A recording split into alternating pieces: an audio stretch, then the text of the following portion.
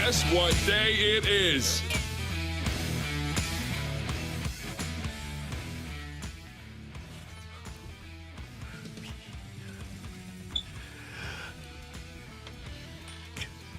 Good morning, everyone, and welcome to the opening drive on 101 ESPN in St. Louis, Missouri, where it's coming up on 7 o'clock. It's right now 6:59. Your time check brought to you by Clarkson Jewelers, an officially licensed Rolex jeweler. Brooke Grimsley is out. She'll be back on Monday. Danny Mack is here. Matthew Rocchio is here. I'm Randy Carricker. It is great to have you with us as we get ready for a fabulous weekend of sports in the United States of America. Daniel, how you doing? I'm doing well. It's going to be hot today. Supposed to maybe set a record tomorrow. Really? Yeah, so get out and play your golf. Get it in before it gets chilly next week. That's all I'm saying. I've got a little golf this weekend. How about you? Don't know.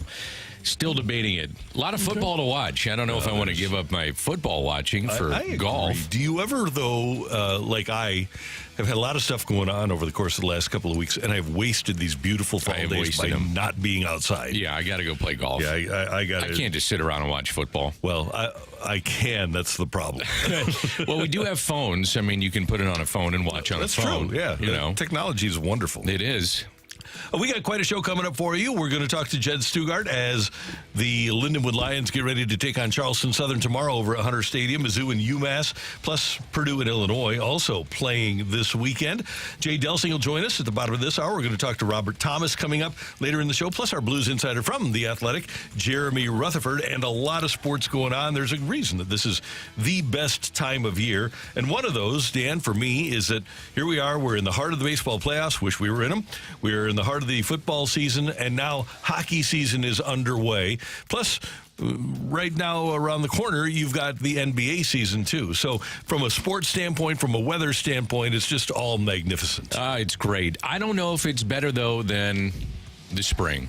I'm curious what people think on the text line, because spring to me means the Masters and the start of the baseball season. So I'm more inclined to lean towards baseball season, although I love this time of year. I'm not saying this is like 1A for me. Dan, you think about it, because you've also got the March Madness, right, which is fabulous, and you've got hockey playoffs. There's nothing from a playoff standpoint better than the Stanley Cup playoffs, right? Agreed. Yeah, so that's some of the reasons why I like it then. And the Blues, they're going to wind up making the playoffs, but it didn't look like it for a while last night. Whoa! You're saying they're making the playoffs? They might finish with 164 points. They're on pace. Man, that's quite the bold prediction right now. Yeah, well, the Blues fell behind. And you know what? Let's start with this. The Sharks are building, and when you get a transcendent player like Macklin Celebrini, he can set the tone for an organization. Now, did they win the game last night? No. But for me, he's kind of like Bedard is going to be. Hopefully, we don't hope the Blackhawks win, but you hope Bedard turns into a great player. Like Sidney Crosby changed the Pittsburgh Penguins. Celebrini has that sort of talent to celebrate. Terrible. Yeah, you set that whole thing up for that? Yeah, I did. No, Terrible. I didn't. It rolled off the tongue. It just rolled off the tongue. Wouldn't it be calibrate? That might be, yeah. Yeah. So anyway, the Sharks lead the Blues 2-1 after a period. They lead the Blues 4-1 after 2 periods. But back come your pesky Blues. Radek Faksa scoring his first with the Blue Note at 2:54 of the third period. Ryan Suter scoring his first for the Blues at 6:11 of the third. The Blues are down 4-3. We head into the final minute. The Blues pull the goalie, Joel Hofer, and Kyrou gets it back. Snaps it over to the far wing. Shin with a minute to go. Sets it up to the blue line. Kyrou taps the stick, wants it, has it, passes, Thomas. Thomas leaves it. Falk shoots it. They score! A deflection in front off of Justin Falk's shot. And the Blues have come back to tie the game at 4. 47 seconds to go in the third period. Justin Falk has tied it for the Blues. Falk did get credit for it. Thomas and Kyrou with the assists. Kyrou with his second of the night. So we went to OT, tied 4-4. Shen now on for the Blues, joining Butch Navich. Shen brings it in on Wallman. Shen shoots. He scores! Game winner. Bring out the Zamboni. 5-4 final. The comeback complete. And the St. Louis Blues do it in San Jose. I don't know if this will wind up being a season-changing win for the Blues, but it certainly has to benefit them. You know, you say it can't hurt, but I would think now you build up a level of resilience. You build up a level of confidence that if you're down in a game, Dan, that you know that you can come back. Even if, heck, it was the Sharks, but they lose that game last year, right? Early in the season. That's what I was going to say. Those are games that they lost last year. Yeah. Matter of fact, they had a total of 4 comebacks last year with a multi-goal deficit. They've already done that twice now this year. I thought their first period was fine. They had 22 shots. I thought the second period was not very good, very sloppy. Didn't get their first shot until about 7 minutes into that second period. They were outshot 17-7. And then, again, I think we're going to really like the depth on this team more so, Randy, than just a year ago, because Walker, Faksa, Torbchenko, that line produced the first 2 goals to make it 4-3 when it was 4-1. And you know what? They needed depth. I mean, last year, if you look at lines 3 and 4, it was not good. It just wasn't very good. And you need to be able to roll out 4 lines, and they were able to do that in Seattle and again last night. And we've talked about the defensive ability and the defensive length. When the Blues needed to step up defensively, they only allowed 3 shots in the third period. You mentioned that they outshot San Jose 22-9 in the first, then got outshot 17-7 in the second. But to allow only 3 shots in the third period when you're trying to come back and coming back, you're doing it. That says a lot about what you can do, what you're capable of defensively. I got to wonder how banged up Justin Falk was last year. He looks like a different player to me. And the defense so far has 7 points, 2 more points from Robert Thomas. You mentioned that we'll visit with him coming up later in the show. I think faceoffs are so important and they get overlooked. And I know if you're a hockey fan out there and you're really in the weeds on this stuff, you're diving in like I am. Robert Thomas was 71% from the faceoff dot. By the way, Pavel Buchnevich, he was 58%, which is one of the big concerns when he's a center for me, taking those faceoffs. So a lot of things going in their way, in their direction, and I'll be interested to see how they come out tonight against Vegas. It's going to be a tough game. And the Blues as a team winning that faceoff battle against San Jose 58% to 42. And if we don't think that faceoffs are dramatically important, the only question we ever have to ask is, when's the last time you saw a team score a goal without possession of the puck? Absolutely. And Drew Bannister was talking about that the other day. He said our puck possession is a lot better at times than what we saw a year ago. We've also seen a transition with the first and second line at times. He's rotating guys. Buchnevich on the wing, it just looks better. It just does. I mean, I know they're trying him at center, and they'll continue, I'm sure, with this experimentation of that idea. But Buch on a wing with Thomas and Kyrou, I'll take that first line. It's pretty good. But the big story to me is the bottom 6 and what they're doing and making a difference so far, the 7 points from defense, and the fact that they've had a couple of comeback wins, which they just did not do a year ago. It'll be worth it to keep an eye on Dalibor Dvorsky, by the way, at Springfield, because ultimately he probably will wind up being their number 2 center. I would think so. Yeah, he'd be the guy, and then all of a sudden Buch moves, and you feel a little bit better about what you have on top. What a day of American League Baseball. David Fry with a 2-run pinch hit homer in the 7th for the Guardians to beat the Tigers 5-4 and even that series at 2 games apiece. And either Cleveland or Detroit will determine their ALCS representative from that series with Game 5 tomorrow in Cleveland. And David Fry, not a very well-known guy. The Guardians hadn't had much help off the bench this year, all season long, and he hits the home run in a really entertaining game to put him ahead. Dan, I often talk about how, and you know about my complaints about how baseball doesn't manufacture runs. I thought, despite the fact that pretty much every home run or every run in this game was scored by a home run, I found it to be very entertaining. I love the back and forth of it. How about a squeeze play? We saw something like that in postseason play. Emmanuel Clase, by the way, is human. He's actually gotten touched up a little bit in this playoff. It's interesting to me is that if you're the Yankees and you're watching that game, you're thinking, okay, let's have this go to 5 because then Tarek Skubal has got to start for Detroit in Game 5, meaning that if you saw Detroit in the next round, you're only going to get them twice. Right. That's a big factor. That's why that game was so important, not only to advance, but to save Skubal potentially for the American League Championship Series. And the Yankees get 7 strong innings from Garrett Cole. He allows only 1 run, and the Yankees knock off the Royals 3-1 to win that series, 3-1. What'd you think of Kansas City bringing in their closer in the 5th? He struggled in the 6th. I understand what he's trying to do. He's saying, look, Soto's up. We got to try to get him right now, keep this game close. I don't know if I would have done that at that point in time. I think in the 7th or the 8th, I'm okay with it. I'm not sure I like it in that spot in the game. Yeah, Matt Quatraro had made the decision to go to Urseg earlier in the season. Down the stretch, it was kind of like what Todd Worrell was here. And for people that remember 1985, you bring up the hard-throwing kid.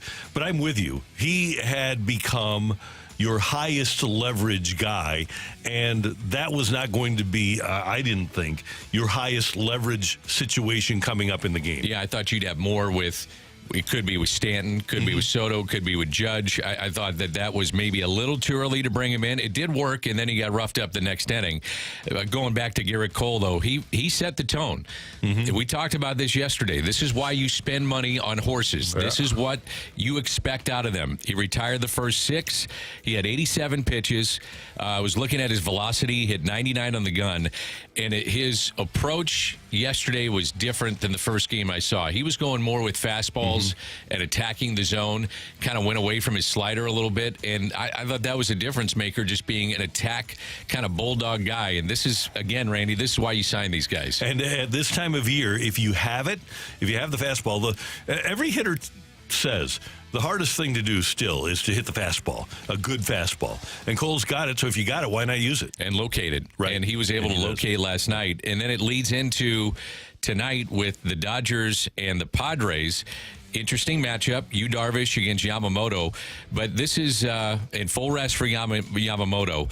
This is why you paid $325 million. I mean, he's got to go out and give you 6 or 7 innings to justify deals like this. And again, I understand that these guys will get you to the postseason because they're going to be very good more times than not in regular season. But when everything's on the line, this is why you spend the kind of money to bring these guys in. Dan, I was thinking about this. With this pitching pairing and with Shohei Ohtani in the game, I don't know how they keep TV ratings in Japan. Oh, man. But this has to be the highest rated game in the history of Japan, doesn't it? It's got to be. It's got to be. I was thinking about that, too, is just everybody overseas has got to be watching this game. Darvish, Yamamoto, and then obviously Shohei playing for the Dodgers. That's a good point. Yeah, so it should be fun. And the Blues are in action again tonight, 8 o'clock pregame as they take on the Golden Knights, 9 o'clock with the face-off here on 101 ESPN. Then tomorrow we've got a big college football doubleheader, South Carolina and Alabama. We've got an SEC matchup pregame at 10:30 here on 101 ESPN, followed by number 2, Ohio State, and number 3, Oregon. And that pregame is at 6 here on 101 ESPN. I was excited last night. My 49ers, I say they're my 49ers last night. Now, they covered, huh? They covered because next week they may not be my 49ers. But they played well last night. And despite all the injuries, they've had injuries in their running game. Jordan Mason was out. They had to. I think with Kyle Shanahan, he's almost like one of those plug-and-play guys. His scheme works for who you plug in there to run the football. It's just like his dad. Remember all those guys? Olandis Gary and Mike Anderson and obviously Terrell Davis and Clinton Portis, all those guys that ran for 1,000 yards with the Broncos. Same exact thing, same exact system with the 49ers, and it doesn't matter who they plug in there, whether it's Christian McCaffrey or Raheem Mostert or Jordan Mason. He gets hurt last night. It doesn't matter. They're still going to run the ball effectively. And they had a Week 5 13-point lead at the half and lost that game. Week 3, 14-point lead against the Rams, lost that game. Yesterday, they're in control of the game. I'm thinking, come on, figure out a way to hold on to this game, and they did. How about George Kittle and the difference he makes in the red zone, too? Because they were one of the most inefficient teams inside the red zone going into the game last night, and George Kittle comes up with a couple big catches, and, that's the difference in the game. They need, if they're going to succeed, need to use number 85 more. Absolutely. That's Dan. I'm Randy. Coming up, we're going to talk some college football. Jed Stugart from Lindenwood is going to join us. A little preview of Mizzou and UMass and Purdue and Illinois. Next on 101 ESPN.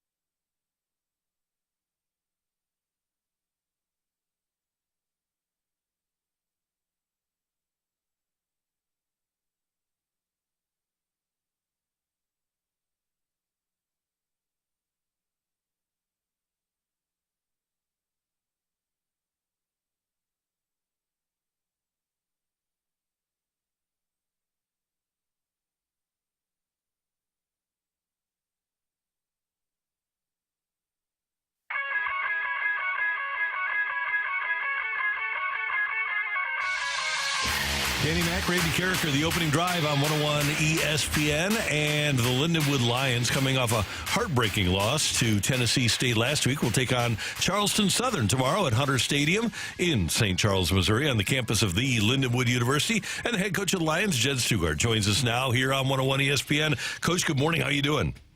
Hey, good morning, Randy. Good to be on with y'all. Hey, it's great to have you with us. How's your team responded? That was a tough one last week. Yeah, there's some frustration, but I think I find out kids are probably more resilient than we are as coaches. But they're already back to the drawing board, but I have to be honest with you, we that was one of the tougher losses we've had, and it got there's a lot of frustration after the game, and just in the locker room of I guess more disappointment than frustration. We gave one away, and that's. Those sting a little bit more, but I really like their response this week. I think, I had to remind them, we're 1-1 in conference. We're in the middle of the pack. A lot of things can happen, and I just kept reminding them, their goals are intact when it comes to a chance at the conference, and now you just got to move on and be 1-0 this week, and put all your focus on this next one, and we get to play them at home, and another opportunity, just learn from it. But I think we had a better week of practice than we did last week, and that was encouraging. Not to dwell on the past, so you can do 30 seconds on this, but you guys were up 14-0, and at the half, you're up 20-7. What happened?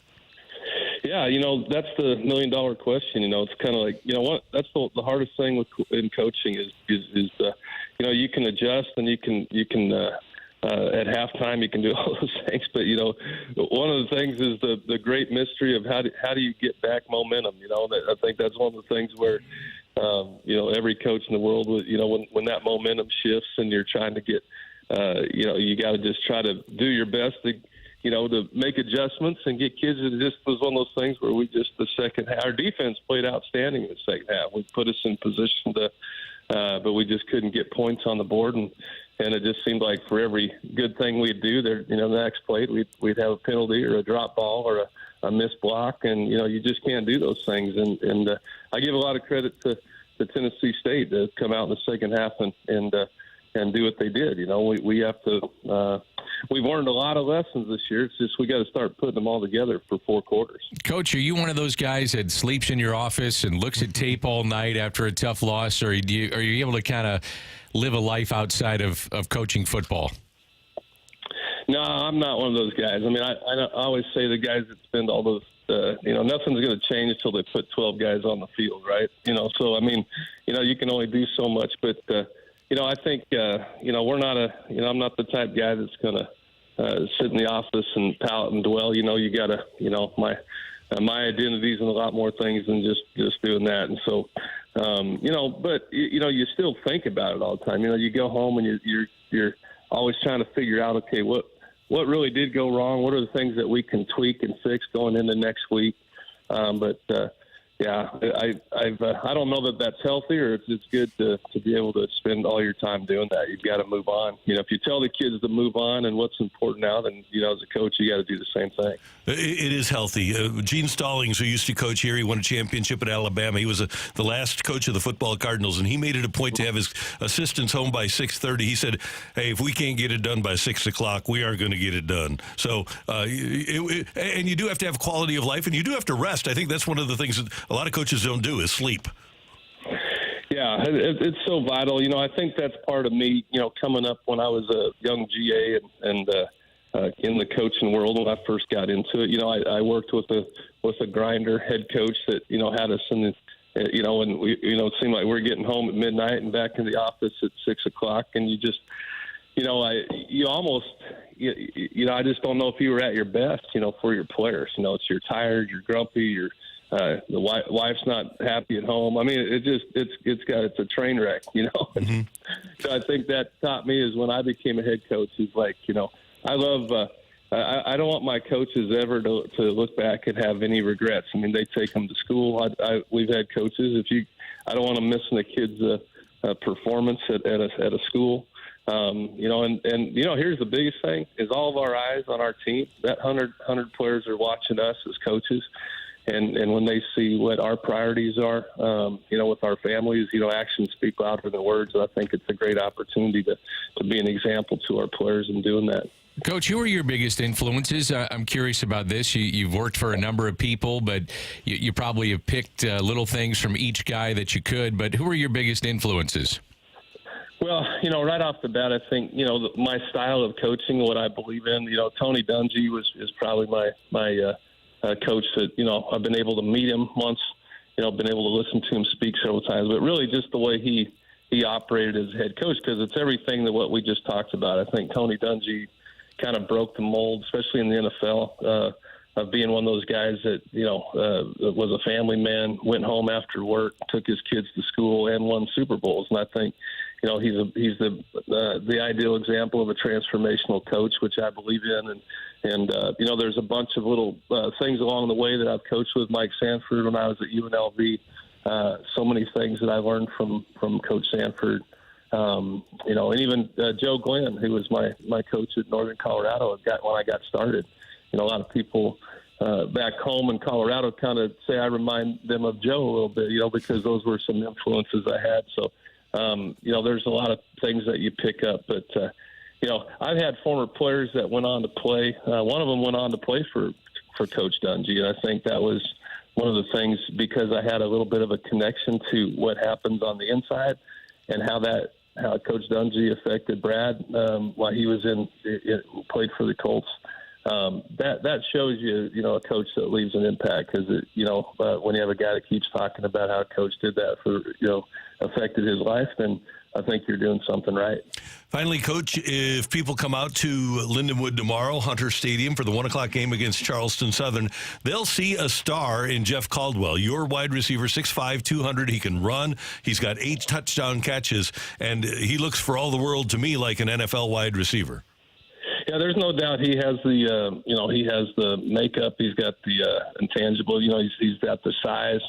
He's got the speed. So, Jeff's one of those guys, and, he's got another year with us, and, he's still learning how to be an exceptional receiver, because, he's so coachable, and there's things that he keeps working on. But, 6'5", 200-pound receiver, that can run, and, he meets that. I think even Eddie George, kind of said that last week, as he's preparing to play against Jeff. And that's a guy that obviously was an NFL elite type player. So, but Jeff's good. I think what's great about him is his humility, his wanting to be coached. He doesn't take himself too serious above the team, and that's what makes Jeff special. Coach, great to have you with us. Good luck tomorrow, and we will talk to you next week. Thanks, y'all. Good being on. We'll talk. Have a great weekend. All right, Jed, take care. Jed Stugart, he's the head coach at Lindenwood. Meanwhile, Mizzou is at UMass tomorrow. UMass is 1-4. The Tigers will play on ESPN2 in a 17,000-seat stadium. Kind of a weird scheduling quirk for the Tigers. They better win, and I would think if ever there was a chance to get well after last night's drubbing at the hands of A&M, I would hope that the Tigers can do that this week. Are you going to be paying attention? I mean, honestly, you're going to be paying much attention to this? I will, yeah. Okay. 11 o'clock game. It's I will, and they better get off to a fast start, and they better not stop. This is a game where I don't even know how much Mizzou is favored by, but they should cover 27.5. They should cover. UMass is ranked 92nd in the country in rushing defense, so I would assume that Nate Noel is going to get a ton of touches. They do have a QB that's kind of interesting. He's a dual threat. He played at both Clemson and Georgia Tech, so that could maybe give them some fits. It shouldn't. And if you're wondering, since they made the move to FBS in 2012, UMass has not recorded more than 4 wins in a season. So if you're going to get right, this is the team to get right against. I mean, they should blow them out. They should cover. And to your point, get right on offense and stop them defensively and just make a statement. Even though it's a lesser opponent, just do something positive here, because last week was atrocious. It was bad. It was terrible. Meanwhile, the 23rd ranked Illini are home against Purdue. Purdue is 1-4. They're 0-2 in the Big Ten. Ryan Walters, the former Mizzou defensive coordinator, former Illinois defensive coordinator, now the head coach at Purdue. He just fired his offensive coordinator. They've had a great deal of difficulty scoring points, the Boilermakers have. And again, Illinois at 4-1 at home against a 1-4 team that is firing coaches. This is a game where if you're real and Illinois Yeah. hopes that they are. This is a game where you just have to take care of business. And Illinois is favored by 23 in this game. Purdue has lost 4 games to FBS opponents by an average of 35 points. Yeah, so, I mean, this is it. Should be an Illinois W. Now, you love uniforms. Mm-hmm. The Illini are going with 4-star helmets, so the players' numbers are featured under the 4 stars on the orange helmet. Not good. Don't like numbers on helmets, Dan. This is going back to Dick Butkus days. Okay, are they blue or orange? I believe orange. I'm all in on the orange jerseys. Okay. I'm all in on orange helmets with blue jerseys. I'm not a huge fan of orange on orange, but it's not a deal breaker for me.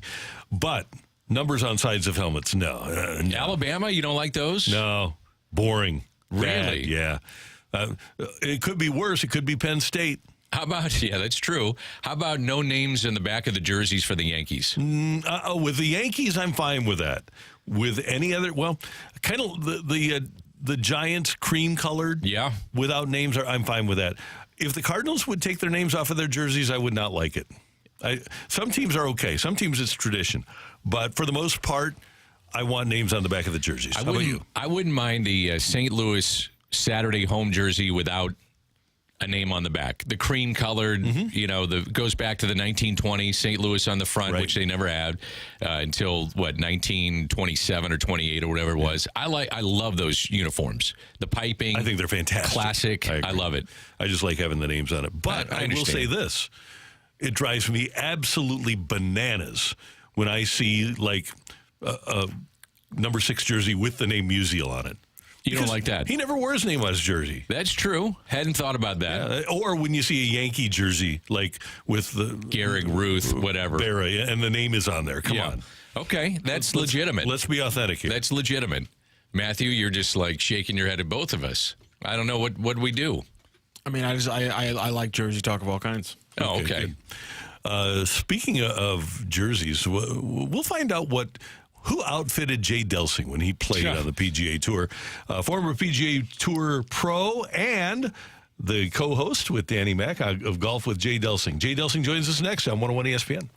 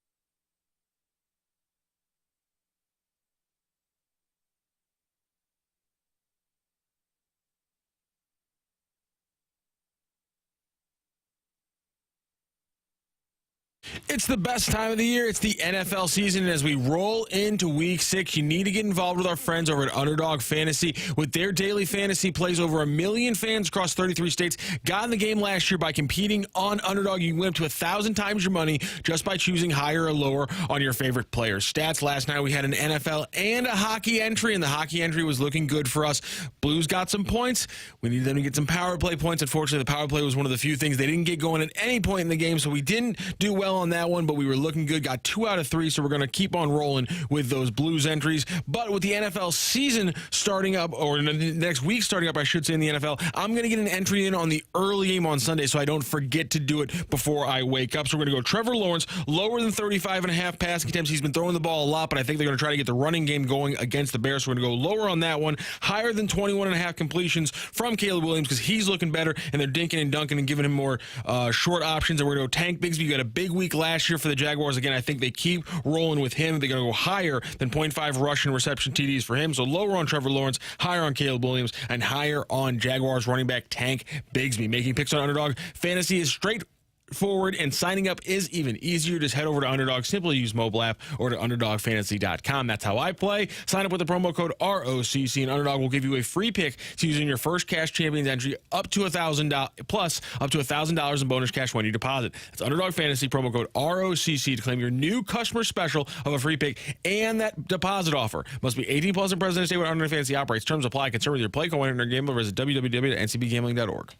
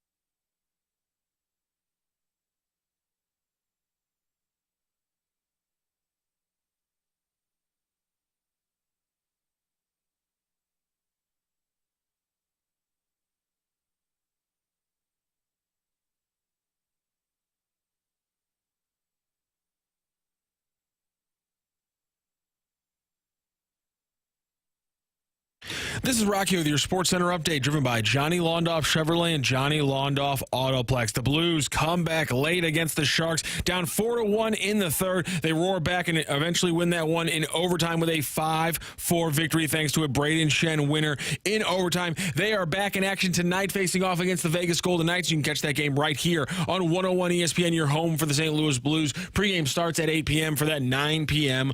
puck drop. You want to hear more Blues talk? We have both St. Louis Blues center Robert Thomas coming up at 8:45, and Blues insider for the Athletic Jeremy Rutherford coming up at 9:30. Last night in Major League Baseball playoffs, the Guardians over the Tigers 5-4 as they tie that series up 2 games apiece, and the Royals walk away winners of their series 3-1 with a 3-1 victory over the Royals. NFL Week 6 kicked off with a 49ers victory 36-24 over the Seattle Seahawks. That is your Sports Center update, driven by Johnny Londoff Chevrolet and Johnny Londoff Autoplex. See them at londoff.com. Chevy, together we drive.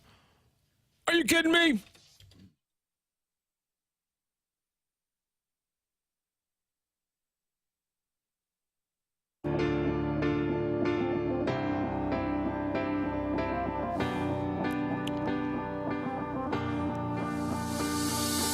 Danny Mac, Randy Carricker, the opening drive on 101 ESPN, and former PGA Tour pro Jay Delsing, the host of Golf with Jay Delsing, 8 to 10 Sunday mornings here on 101 ESPN, that joins us now. Good morning, sir. How you doing? I'm doing great, boys. What's happening this morning? Hey, I want to start with this. Well, let me start this way. One of my favorite partnerships ever in sports was Payne Stewart's partnership with the National Football League. And you played with him. And whenever Payne Stewart would play, he would wear the colors of the nearest NFL team when he was on the course. I thought that was so cool and so creative. What did you guys on the tour think of that? We railed on him in the locker room.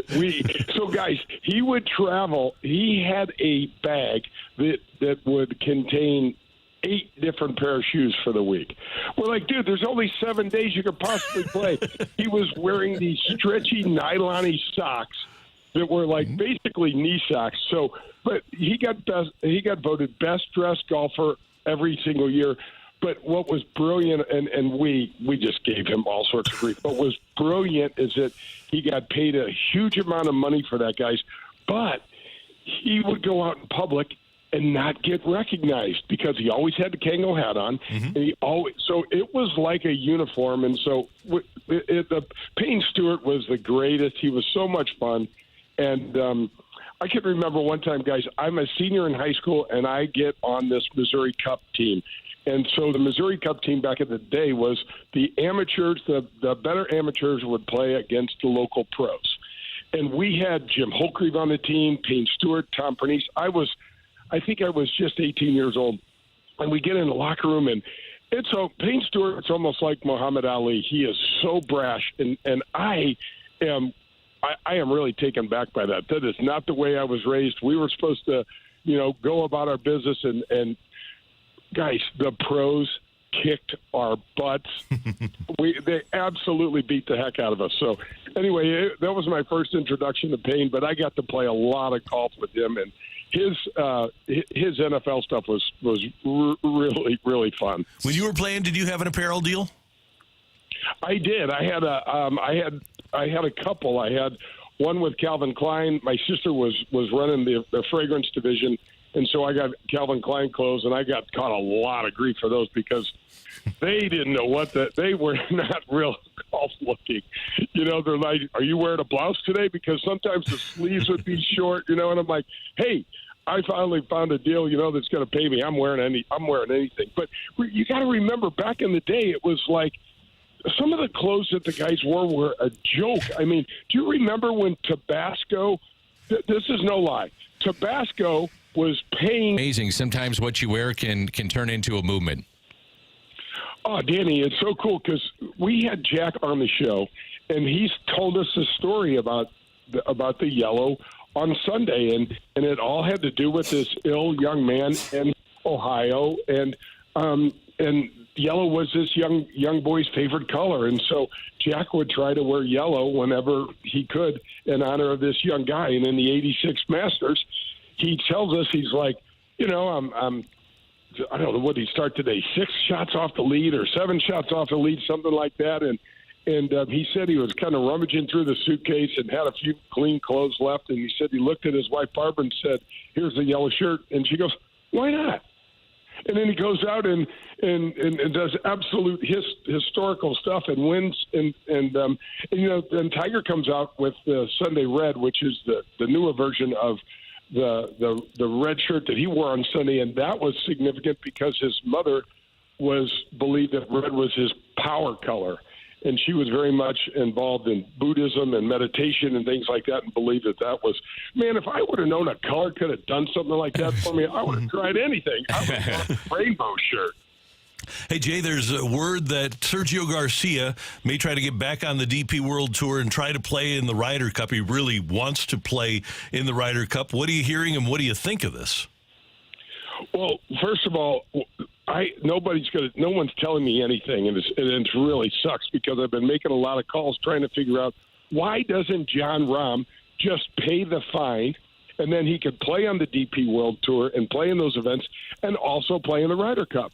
And I mean, we know, Randy, that he got $500 million, and he's whining about a few $1 million in fines. That he has to pay. That this stuff is a rule on the DP Tour, and he somehow wants to be above that and doesn't want to pay. And so it's come out recently that the PGA of America owns the Ryder Cup franchise in the U.S. And they are not part of the PGA Tour. They work hand in hand, but they are a separate entity. And they came out 2 weeks ago and said, we're allowing LIV players to play on the U.S. side. So that means we're going to get to see DeChambeau and Koepka if they get chosen to the team, which I'm sure they will. Mm-hmm. And that's a big deal. And frankly, Randy, I'm tired of this. I'm tired of the men's game being so jacked up.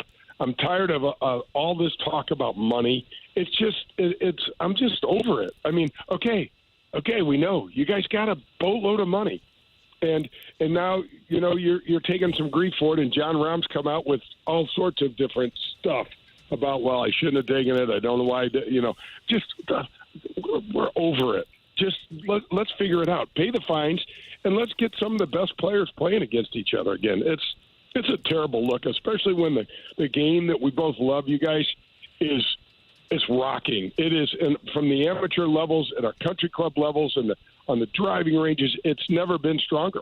One of the things that we're going to talk about this Sunday, Jay, and we have a lot of moms and dads that are taking their kids to school right now, and I think it's important that they understand of what they could get, which is the Evans Scholarship. You and I are involved in that, but the Evans Scholarship is not being used maybe to the level it needs to be used in St. Louis and Missouri, and hopefully we shed some light on that and what kids can do to earn that scholarship going to college.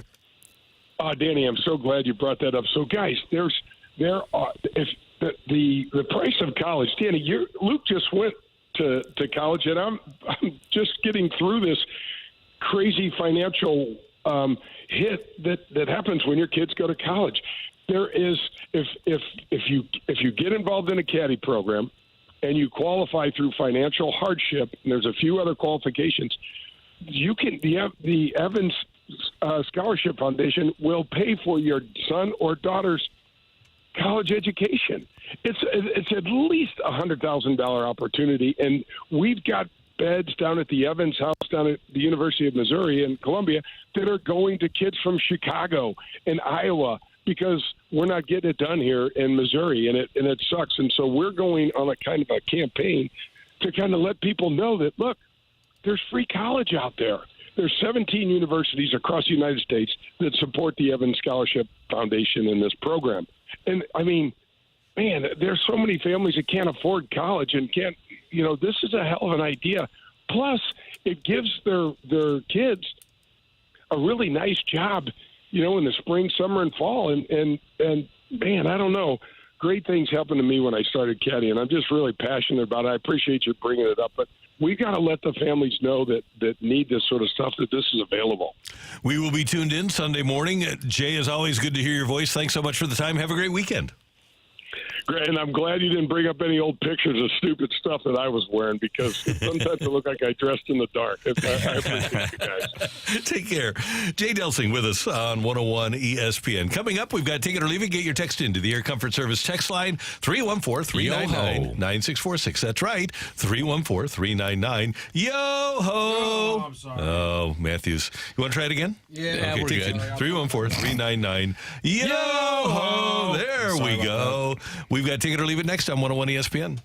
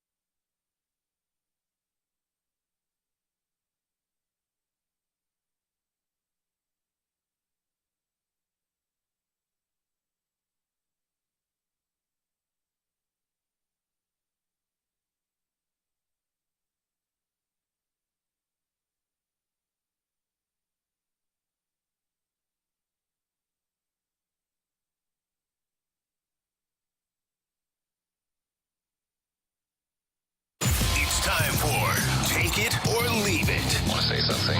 We'll put it out there. If you like it, you can take it. If you don't, send it right back. Get your text into 314-399-9646 and give us your take it or leave it. Brought to you by Gloria Lou Realty. Visit GloriaHasTheBuyers.com and start packing. That's my final offer. Take it or leave it.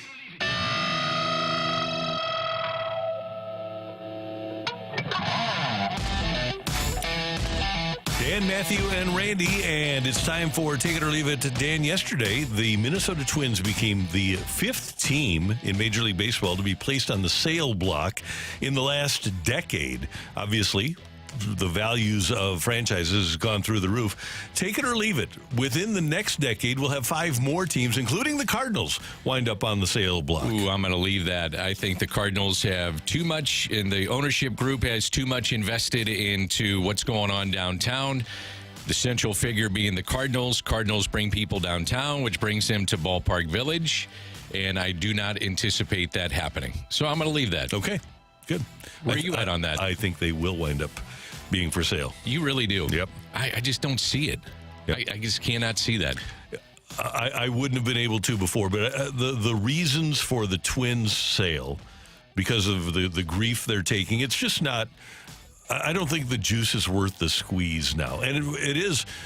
I know people hated the fact that when Mr. DeWitt said it's not an ultra profitable business. You can make more doing other things, make more money doing other things. Granted, the value of your franchise goes up, but baseball is not an ultra profitable business. You could make more elsewhere.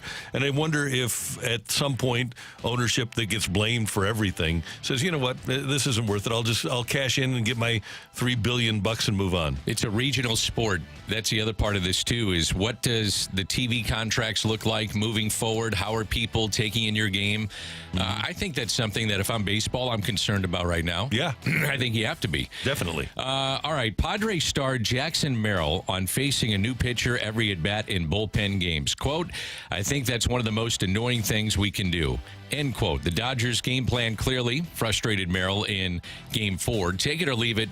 Major League Baseball needs to take a look at least curtailing how many pitchers are used in a bullpen game. So you can have a starter, let's say an opener, but the opener's got to stay in, let's say, for at least 2 innings, maybe even 3, depending on the situation. Now, if he's getting beat up and a bunch of runs are scored, that's a different story. But just going with a new pitcher every single inning, I don't know if that's good for the viewership of the game. I will 100% take that. Yeah. There's got to be a way, and we know that baseball's trying to enact rules, or at least suggestions, that starting pitchers go 6 innings. There's got to be a better way to do this. And I know it's a playoff thing, but like Merrill says, it's annoying for the hitters. It's annoying for me as a fan. Just lose the DH.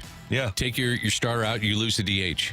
Yeah. I mean, that's one of the easy ways to curtail this at different times, especially in the regular season. Can I give you one other quick one? Yeah. Yesterday, the Atlanta Braves fired their 2 hitting coaches, Kevin Seitzer and his assistant, Bobby Magellanes, and they fired their catching instructor, Sal Fasano. Take it or leave it, the Cardinals should hire all 3. Let's see. Fasano would be interesting to me because he's been a catching instructor for a long time. He was with the Braves as a player, too. And the Cardinals don't have one. That's where I'm going with this. That would be one. Kevin Seitzer's had a long run. He'd be somebody I think you'd have to look at. I'd be interested, though, from the Cardinals' perspective of a hitting coach that's worked specifically with young players at AAA, and they graduated to Major League Baseball. There's got to be guys that are out there that have been able to take a player and move him up to another level to where it's sustained success and not just learning at the Major League level. Yeah. Kevin Seitzer was a much better hitting coach when Ronald Acuna and Austin Riley weren't hurt. You got to have the Jimmies and Joes is what you're saying. Yeah, no doubt about it. All right, Matthew, what do you got on the text line? You guys want sports or food? Whatever. Right. I'm good with anything. I'm really good with food and okay with sports. Take it or leave it. Sliders are a better game day food than wings. Leave it. 100% leave it. No, sliders are a better game day food than wings? Yeah, I'm gonna. Wings are these things that people will attach seasoning and hot sauce to, Dan? I don't like it. Oh, okay. Give me a slider. So I don't like that hot stuff. Perfect. Super Bowl Sunday, I've developed a new tradition, and that is to order my trash wings from Fenton Bar and Grill ahead of time and go pick them up. I think they sold more than 10,000 wings on Super Bowl Sunday. 10,000. Yeah, our friends at Fenton Bar and Grill. But Yeah, regardless of the circumstance, whatever the game, if I'm given the choice between, like, if there's a spread and there's sliders and wings, I'm going wings all the way. Don't you feel like your lips are burning, though, after that? Yeah, but that's part of what makes them great. No. Yeah. It's uncomfortable when you start sweating. And that's why we have the ranch. God, Dan, you're playing your part. Well, no, I'm not playing a part. This is just true. Oscar level right now. No, this is true. I love wings. I just don't like them very hot. By the way, I was somewhere. I wish I could think of where it was. But Dan, you know what I do is when I go to an event where, it was in the last couple of weeks, and it was at a fundraiser down the street, and I discovered rather late that there was a giant tub of shrimp cocktail. Oh, now I'd dive into that. Oh, big time. Well, hold on a second. There's some cocktail sauces that'll get your mouth a little steamy there. I understand that, but I go on the low level of those. Do you know why? Do you know why your mouth gets really hot and tingly when you have those spices and the hot sauce? I have no idea. It's because it's screaming for freedom, Dan. Is that right? It's screaming for freedom. I don't look at it that way. It wants to go out and eat all these special foods, and you're limiting it. And so when it gets a quick taste, it's like more, Dan, more. Well, it's going to go out. It's just going to be uncomfortable. Take it or leave it. The Blues have 3 defensemen with double-digit goals this year. I'll take it. So you got Broberg, Parayko, take it, and Falk. Yeah, there you go. That would be it. That's 3. Somebody did say take it or leave it. Falk is a top 10 defenseman in points this year. I'm going to leave that. You look at prior to last year and his numbers offensively, and when he was with Carolina, he was getting power play time. He's going to get a ton of that this year, running the point. Mm-hmm. I would anticipate 10 goals for him for sure. Okay, he's going to have a shot. Yeah. Take it or leave it. It's hard to get excited about the 4 points when you trailed by 2 goals and 3 goals against non-playoff teams in the first 2 games. Leave it. I'm going to leave that too. Yeah. This is started the season. That was a team that you didn't play well against last year. Double-digit deficit. Didn't come from behind many times last year. I think you got to get excited. I mean, that was a game that they just didn't win a year ago. You know what the alternative to winning is? Losing? Yeah. So I would rather take these. Yeah, I'll take these. Winning better? Are we going to start rating wins here? Just win. I mean, college football segment coming up next. Well, yeah, there you go. Well, not next, but coming up later. Coming up later. So. Take it or leave it. Every Major League stadium should have the same dimension when it comes to outfield walls. Leave that. Leave it. Yeah. It's great when you go into like Triples Alley in San Francisco, the unique aspect of that. Hell, I'm one of the only guys that like Towles Hill in Houston. I thought it was fun. I did too. Why were the Cardinals able to win in the 80s? Speed on the AstroTurf. Because they had a big stadium. Yeah. The other team couldn't come in and hit home runs in.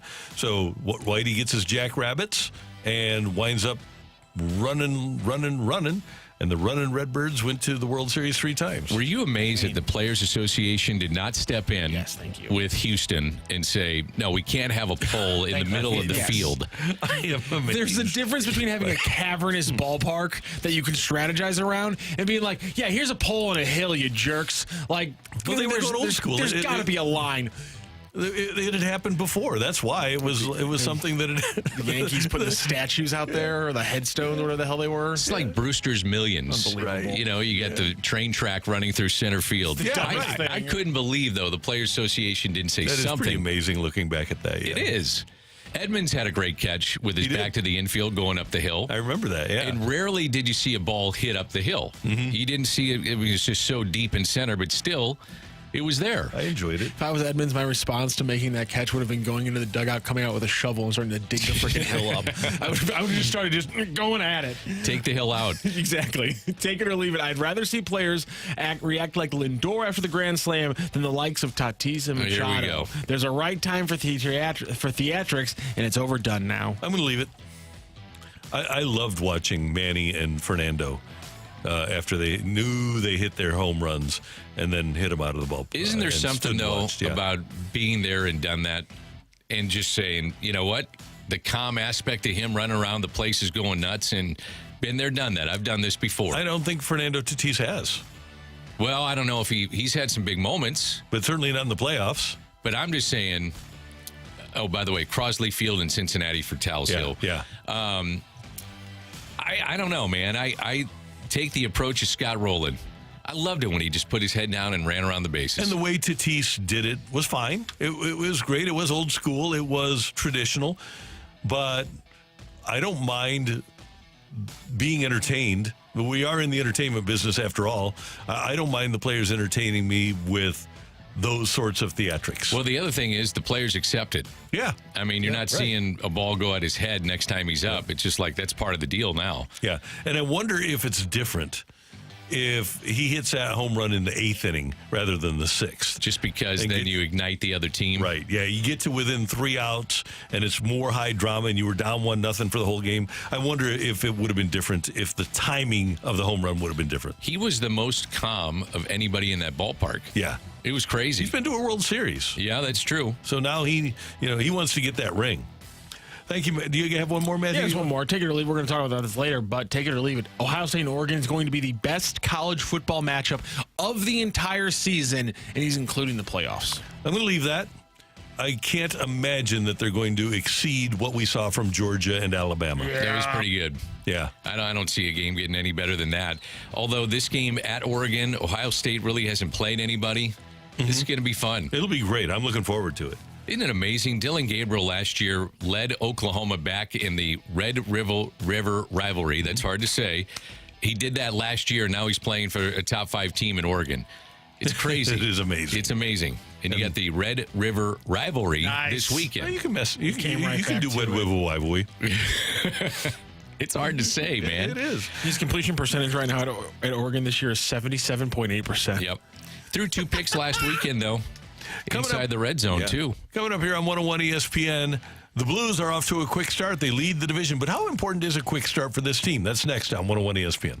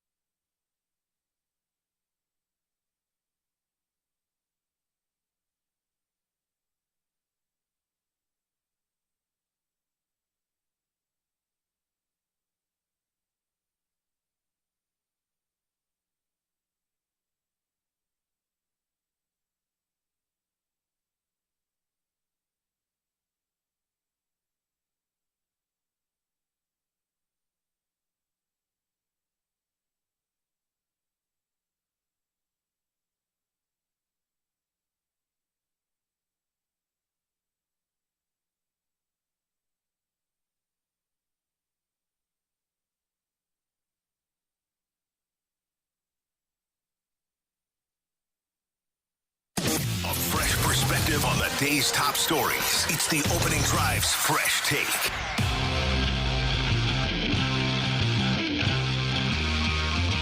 Blues win the puck. Cleared ahead. Breakaway. Kyrou. 3-2 St. Louis. He scores! Shen now on for the Blues, joining Butch Navich. Shen brings it in on Wallman. Shen shoots. He scores!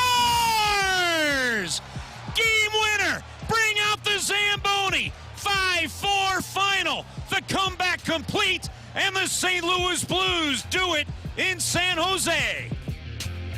8:05 in St. Louis. Your time check brought to you by Clarkson Jewelers, an officially licensed Rolex jeweler. The Blues now 2-0 as they get ready to take on Vegas tonight in Vegas at T-Mobile Arena. 8 o'clock pregame, 9 o'clock faceoff here on 101 ESPN.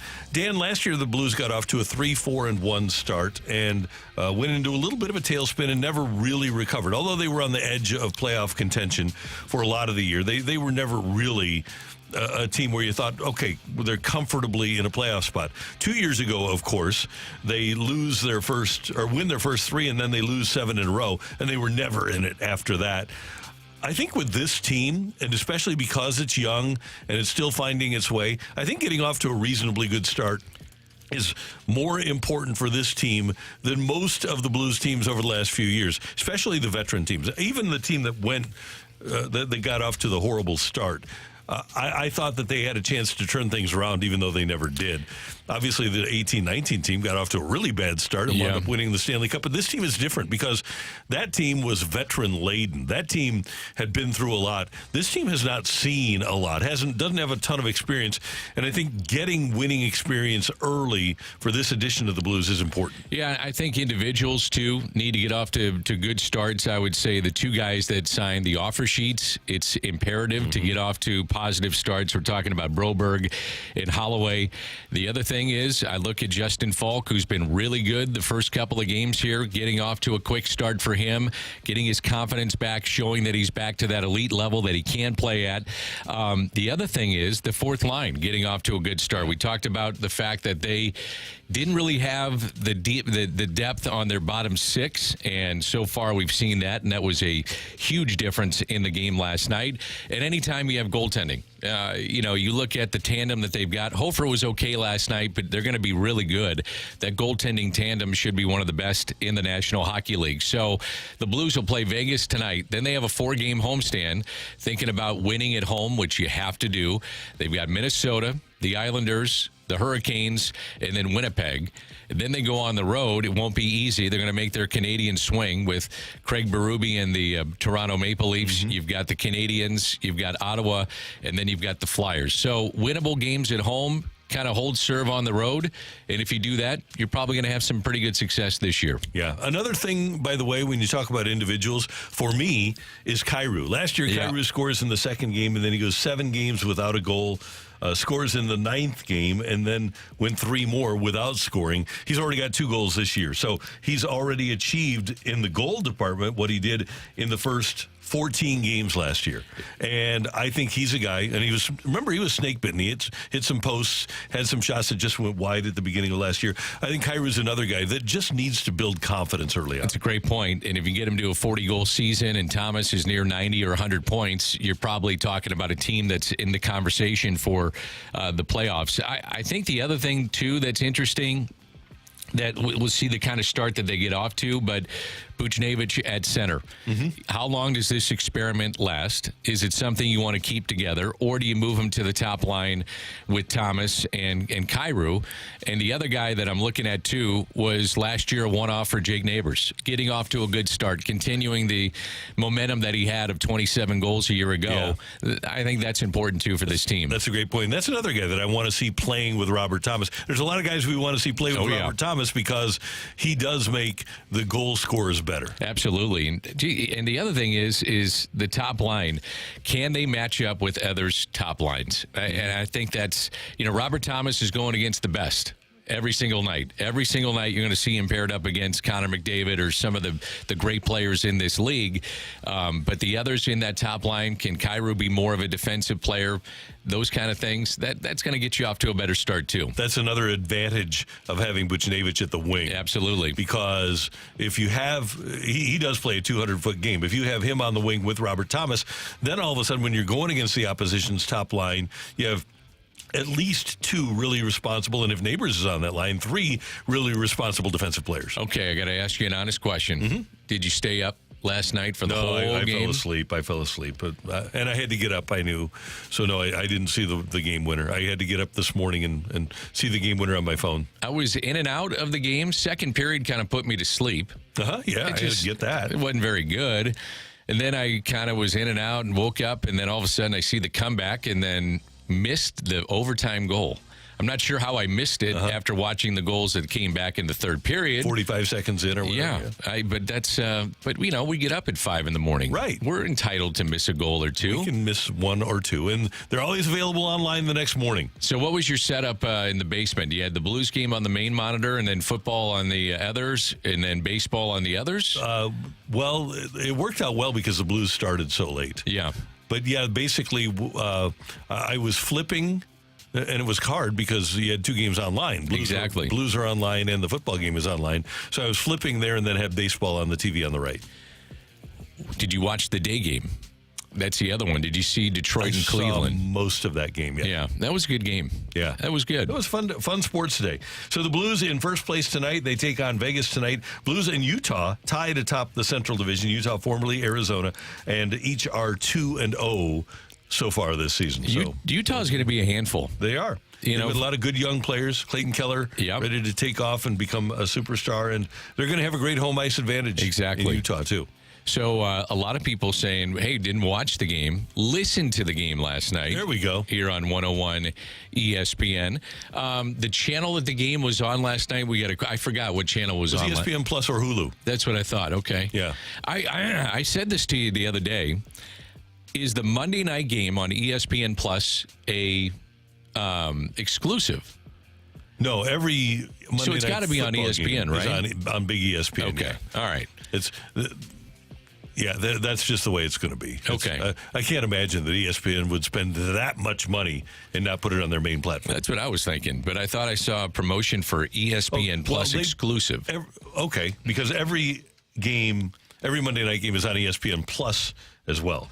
Okay, that makes sense. What is our Monday night game coming up in Week 7? I think the Jets are playing, and I can't remember who they're playing against. Jets and Bills, right? Yeah, that's it. Yep. That's it. Yeah, okay. There we go. That'd be a good Monday night game. Via radio. Yeah, and that is Week 6. We've already had one game. Yeah, and Monday Night Football, Jets and Bills, ESPN, and ESPN Plus. Let's see. I don't know if we have it here or not. We do. We have Monday Night Football here as well. Jets and Bills. That's Dan. I'm Randy, and that's today's Fresh Take. Coming up, it's going to be an amazing weekend of college football. We'll take a look at it for you next on 101 ESPN.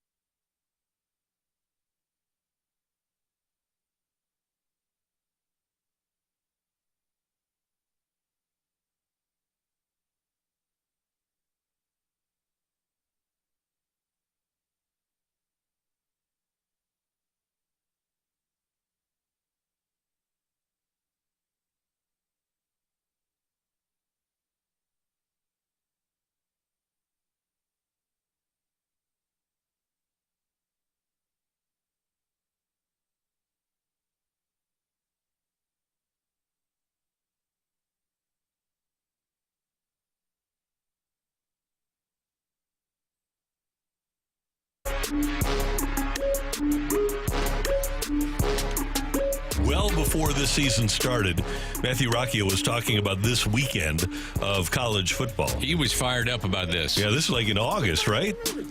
I'm surprised you remember that. Yeah, it was because, and again, the only reason I found out and was baffled by it is because, of course, this incredible week of college football. What a slate. And then you got Masood traveling on the most insane road trip I've ever seen this team take. The other part of it is that they're all conference games. That too, yeah. Texas and Oklahoma in the SEC. Number 1 Texas against number 18 Oklahoma in the Red River rivalry tomorrow in the Cotton Bowl. Well, that makes a lot of sense, Randy. That is a traditional rivalry that we've been watching for decades. I assume all the games on the slate like that, traditional rivalries that we've been watching for years and years, correct? Oh, yeah, like number 2 Ohio State, number 3 Oregon. That's a conference game that we've grown to know and love. Right? Unbelievable. It really is. And then you've got Ole Miss and LSU, number 9 Ole Miss against number 13 LSU. Plus, you've got Purdue at number 23 Illinois tomorrow. Dan, I'm intrigued by the whole day. Quinn Ewers is going to be back at quarterback for Texas. They're a big favorite over Oklahoma, 14.5. And I think you have to, if you're logical, you have to think that Texas is going to win. But by 14.5? I don't think so. Oklahoma's defense is awfully good. Tennessee saw that when they went to Oklahoma. Now, they did win that game, but Oklahoma up front is really good. I mean, they're an outstanding defensive team. It'll be interesting to see the rust on Brock Ewers, though, and what kind of rust he has after a couple of weeks off. Manning came in, just kept it going. If Ewers doesn't get hurt, he's probably a Heisman Trophy candidate at this point in the season. But Oklahoma, I think, can play tough defense, and it's on a neutral site. You throw Texas State fair. Yeah, because it's the Red River rivalry. You throw the records out the window. You really do, because so many unexpected things happen in this game every single year. Last year, Dylan Gabriel coming back with a minute left and leading Oklahoma down the field, and they win that game.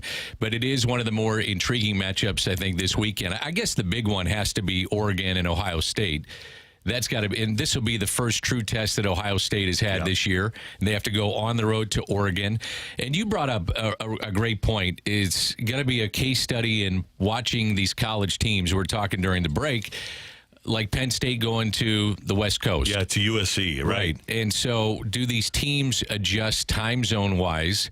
How do they travel? How do they get there in terms of getting there early? Is it a benefit to get there early? You know, like Miami going on the West Coast last week and almost lost. It's something to think about when you make the Big Ten literally from coast to coast and trying to get these teams acclimated to time changes, new venues, that kind of thing. I think early in the season of looking at the conference play, the early in the run of this year and next year, kind of an interesting case study to see if these teams can adjust. I kind of like Oregon better in this game than Ohio State. And I know Ohio State did a lot to rebuild their team after losing to Missouri in the Cotton Bowl. And they have a great staff. They have Chip Kelly calling the offensive plays. And nobody knows Oregon better than Chip Kelly does. But I kind of think that this is a game that Oregon should win, even though Ohio State is favored by 3. Oregon at home, loaded. I kind of think Oregon knocks off Ohio State. I think Ohio State wins, and the only reason I say that is because they got pros everywhere.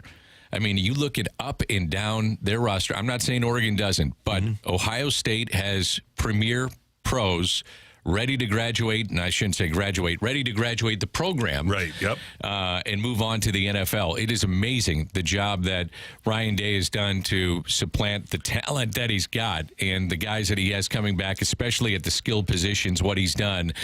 They're awfully good. They're going to be tough to beat. Here's another game where a ranked road team is favored. Ole Miss going to LSU for a night game. Ole Miss at LSU at Death Valley, and Ole Miss is favored by 3.5. Ole Miss still has Oklahoma and Georgia still to go. So if they lose this weekend at number 13 LSU, you're talking about potentially being out of the college football playoff. Right. That's how big this weekend is for Ole Miss, and that's why that loss last weekend was crucial for them. Texas, by the way, Ewers and Arch Manning, 52 success rate going down the field, 52%. Ohio State dominated Iowa. They're favored by 3, as you mentioned, 35-7. The Oklahoma struggles on offense. I mean, we're talking about the big games here, and I'm just kind of thinking outside or out loud. Oklahoma struggles on offense, but they have the great defense. And then LSU, I don't know what you're going to get out of LSU.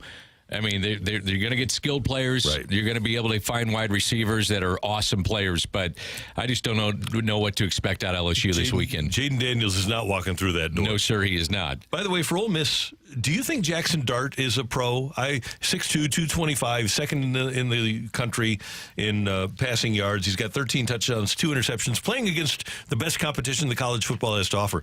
And I just like the way he plays relative to the NFL game. Yeah, I think he's a pro. The one thing that I would knock on him and knock on the program Ole Miss is just they played a cupcake schedule until last week. Now we're going to find out. Now we're going to find out what he's made of, because you go to LSU at Baton Rouge. That is a brutal place to play. It's always tough. And then I mentioned Oklahoma. They're very good defense. You still have them to go. You got Georgia still to go.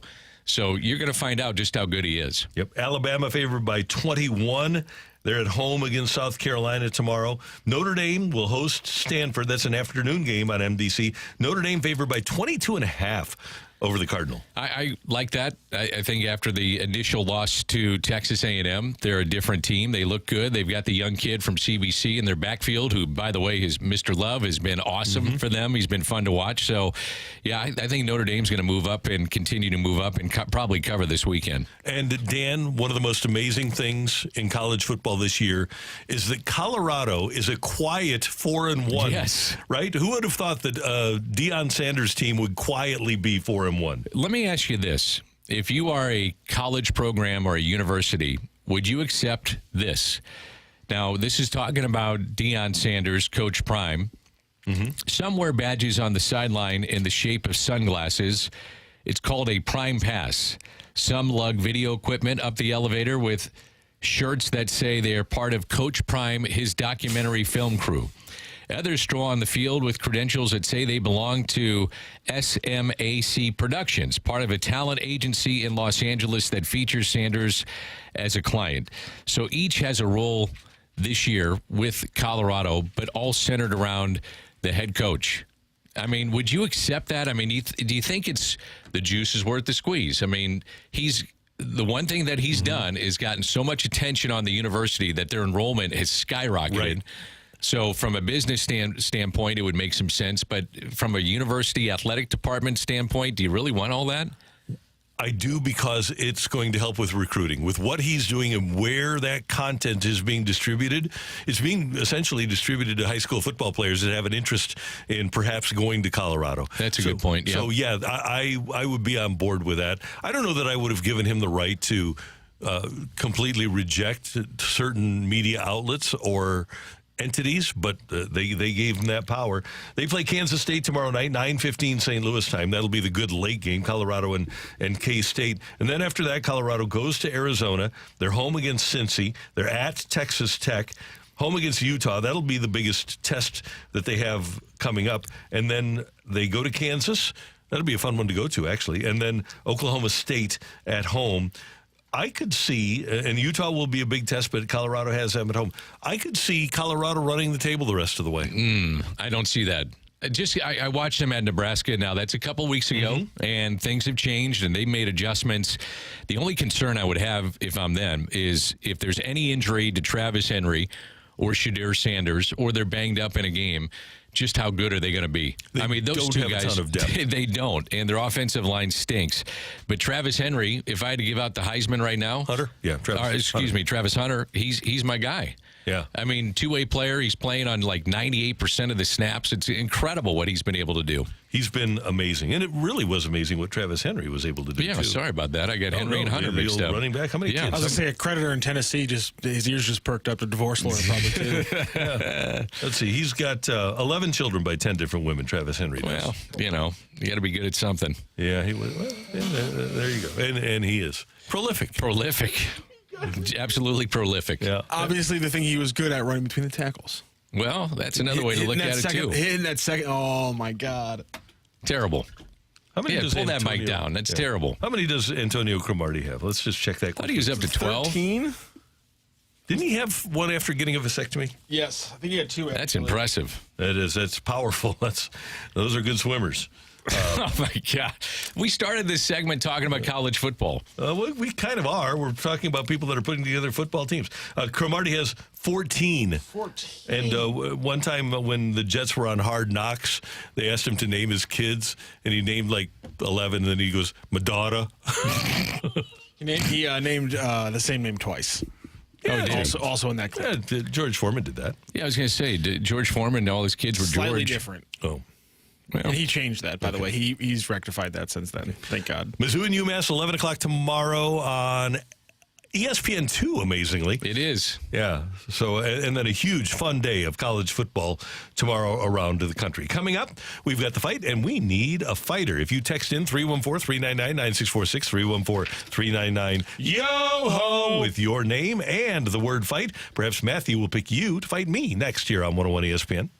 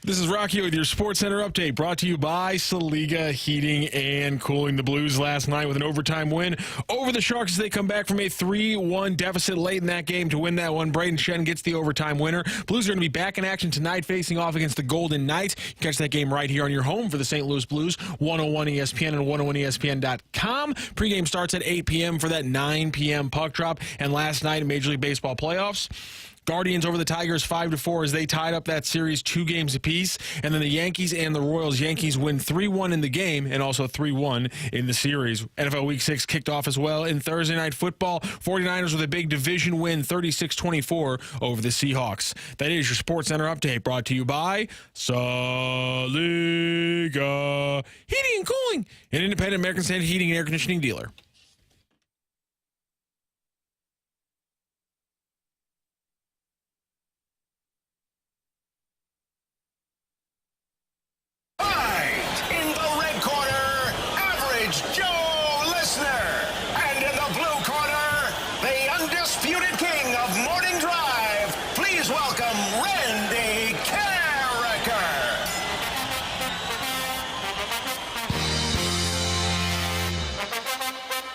Around 8:45, we'll head to Vegas and visit with Robert Thomas after the Blues won late last night against San Jose. If you're just waking up and joining us on the show and you're home of the Blues, 101 ESPN, it's 8:34 on this Friday morning. Randy has left the booth. Rocc and Dan with you. It's time for the fight, and we say good morning to Craig. Craig, welcome to 101 ESPN.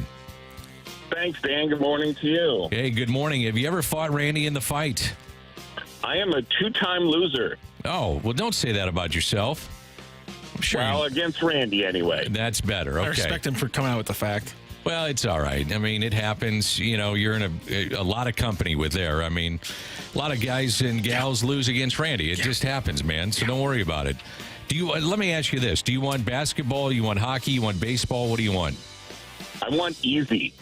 Oh. Can you give me some easy questions? Danny? You're going to have a shot. You got 1 in 3 out of these. Okay. All right. All right, here we go. Which season did Ty Wigginton play for the Cardinals, wrapping up his career? Was it 2015, 2013, or 2011? Let's say 2015. It was a hell of a run he had here in St. Louis, 2015. Okay, let's go to question 2. Craig, who was the last team that the Cardinals have swept in a playoffs round longer than 1 game? So no wild card series here, no 1-game wild card series here. Who was the last team that the Cardinals have swept in a playoff round longer than 1 game? Is it the Dodgers, the Diamondbacks, or the Padres? I want to say the D-backs, so let's just go with that. All right. Number 3, which recent Cardinal is the franchise's all-time leader in postseason hits? Is it Yadier Molina, Albert Pujols, or Jim Edmonds? I gotta think it's Yachty, given his tenure here. Let's go with Yachty. All right. On to question 4. It has been over 20 years since a player last won both the NCAA Tournament's MIP award and an NBA Finals MVP in their career. Which 90s Finals MVP completed the feat most recently? Was that Tim Duncan, Isaiah Thomas, or Akeem Olajuwon?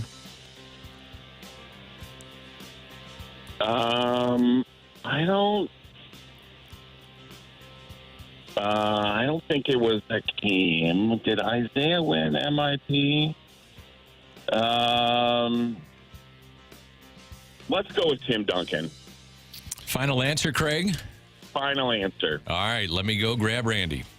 Craig, how you feeling today? How you think you did on the fight? Not great. Not great. Well, it was a tricky one. I know you wanted easy, not necessarily which sport mattered, but I think much like when the hockey fan wanted hockey, I gave him baseball. The baseball fan wanted baseball, I gave him hockey. I did not give you any easy ones today, and that's my apologies. Yeah. I'm sorry about that one, Craig. I appreciate that. Great. Thank you. No problem. Randy DeCarricker joins us in the studio today. Randy, how you feeling today? Are you grape filled, propelled, charged? Mountain Dew? I had grapes. I got some Propel here. Yeah, I'm doing good. Thanks. I feel great. Feel young. Feel fortunate. All right, say hi to Craig. Craig, good morning. How you doing? Hey, Randy. Pretty good. How you doing? I'm doing well. Thank you so much for listening. Thanks for playing today. We appreciate it. Well, thank you, and good luck to you. Same to you. You two have fought twice, and you have won twice. I'm 2-0 against Craig. 2-0. All right. Ready for question one? Ready, sir. Which season did Ty Wigginton play for the Cardinals, wrapping up his career? Oh, my. That was forgettable. It was a hell of a run put together by Ty. $5 million. It was. Yeah, it was so forgettable. Mm-hmm. I am going to go with him playing for Matheny. And I am going to go with him playing for Mike Matheny. Let's see, that'd be 12, 13, 14 now, 15. I'll go with 2000. Yeah, I'm going to go with 2017, Dan. I'm going to go with 2017. We got a good question here. Why does Randy not have a grape sponsorship? It's a great question. Good point. We need to get you one. Because I don't know if there's probably not a local grape. I'm saying purveyor. Peaches, apples. We got a lot of things here in St. Louis, but I don't know if we have I don't know. I mean, we got good wine out in. So I feel like we should have good grapes. True, actually, come to think of it, I know there are different kinds of grapes, but still, no, we got to work on this. Yeah, good thought. We got to work on this. Randy, who's the last team that the Cardinals have swept in a playoff round longer than one game? So this would be 2 or 3 or 4 wins. Last team, I am going to go with the Padres, I guess. Padres went a long time without beating the Cardinals in a playoff game. A game, let alone a series. So I am going to go with the San Diego Padres. Final answer? I think so, yeah. Let me... probably not. We didn't have Atlanta. Arizona, I don't think we swept when we beat them in 2000. Doyers, I don't think we swept. They beat us in 2009. Giants never swept. So, yeah, I think I'll go with the Padres.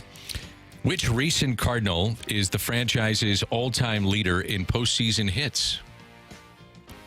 A recent Cardinal all-time leader in postseason hits. So I think it's Yadier Molina. That was quick. Yeah, I think I might have read that in the last couple of days. Okay. So Yadi is your answer. Yeah, it is. Randy, it's been over 20 years. 102, by the way. I think that's correct. Yeah. Try it.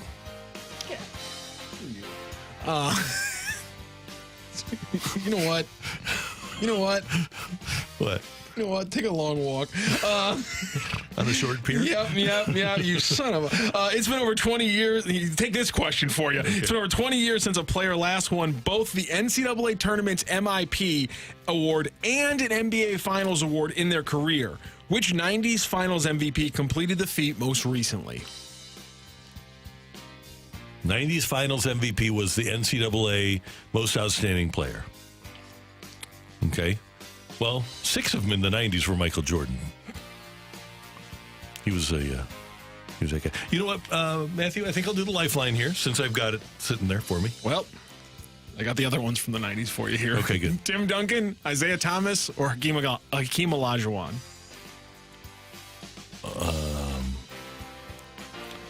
Tim Duncan.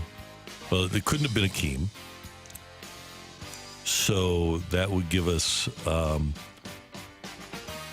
Who were the other ones? Tim Duncan, Isaiah Thomas, or Hakeem Olajuwon. Wow. Okay, because Michael didn't win Most Outstanding Player. Isaiah Thomas or Hakeem. Maybe I just thought that'd be too easy. Yeah. Or it'd be a weird option. I will go with... I know Isaiah had a great NCAA tournament. Isaiah would have been the MVP, and I think I'm going to go with Hakeem. I think I'm going to go with Hakeem Olajuwon.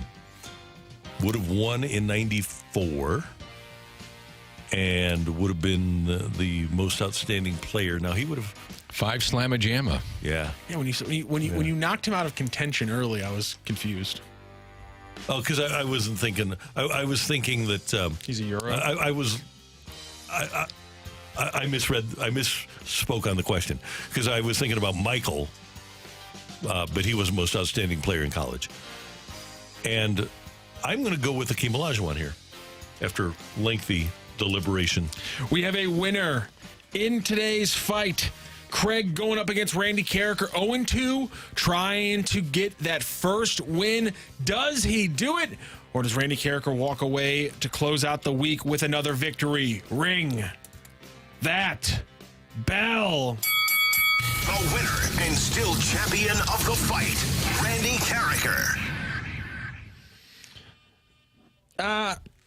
I'm sorry, Craig. Unfortunately, Randy Carricker got both those Cardinals questions right. That's all he needed, and he beat you 3-1 today.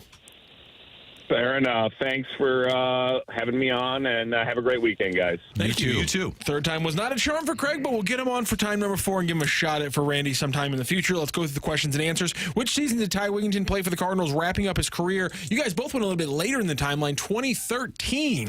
Actually, early in the regular season. I don't believe he was involved in that playoff roster.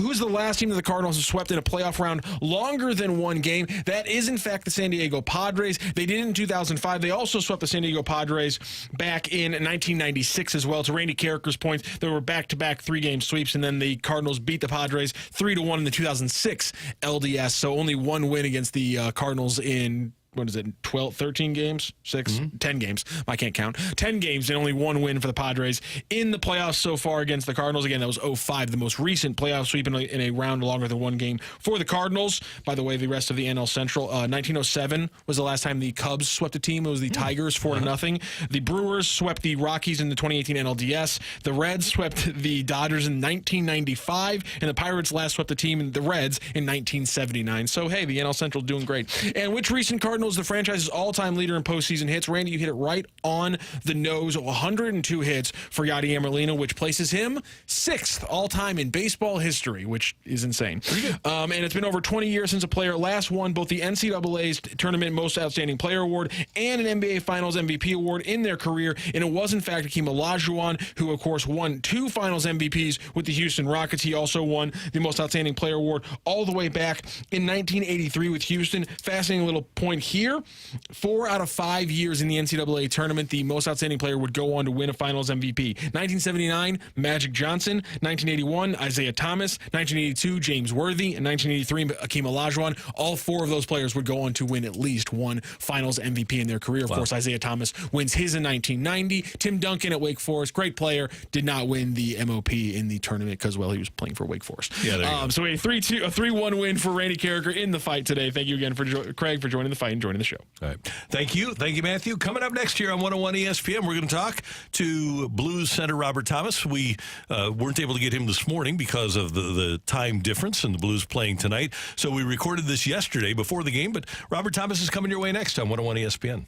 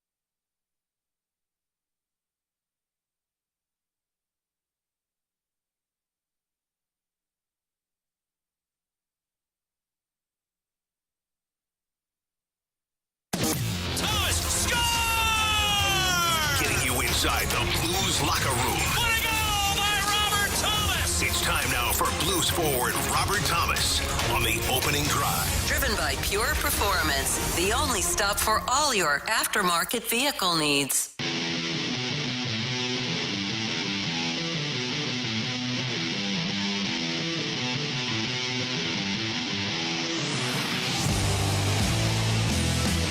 Welcome back to the opening drive. Dan McLaughlin, Randy Carricker, and we head to the celebrity line. And Blues forward, Robert Thomas, always kind enough to join us. Blues getting ready to take on the Vegas Golden Knights tonight in Vegas. Robert, good morning. How you doing? Doing well, guys. Thanks. Hey, how long does it take you, in your experience so far in the NHL, to really get going? Are you on top of your game just 1 or 2 games into the regular season, or does it take a little time?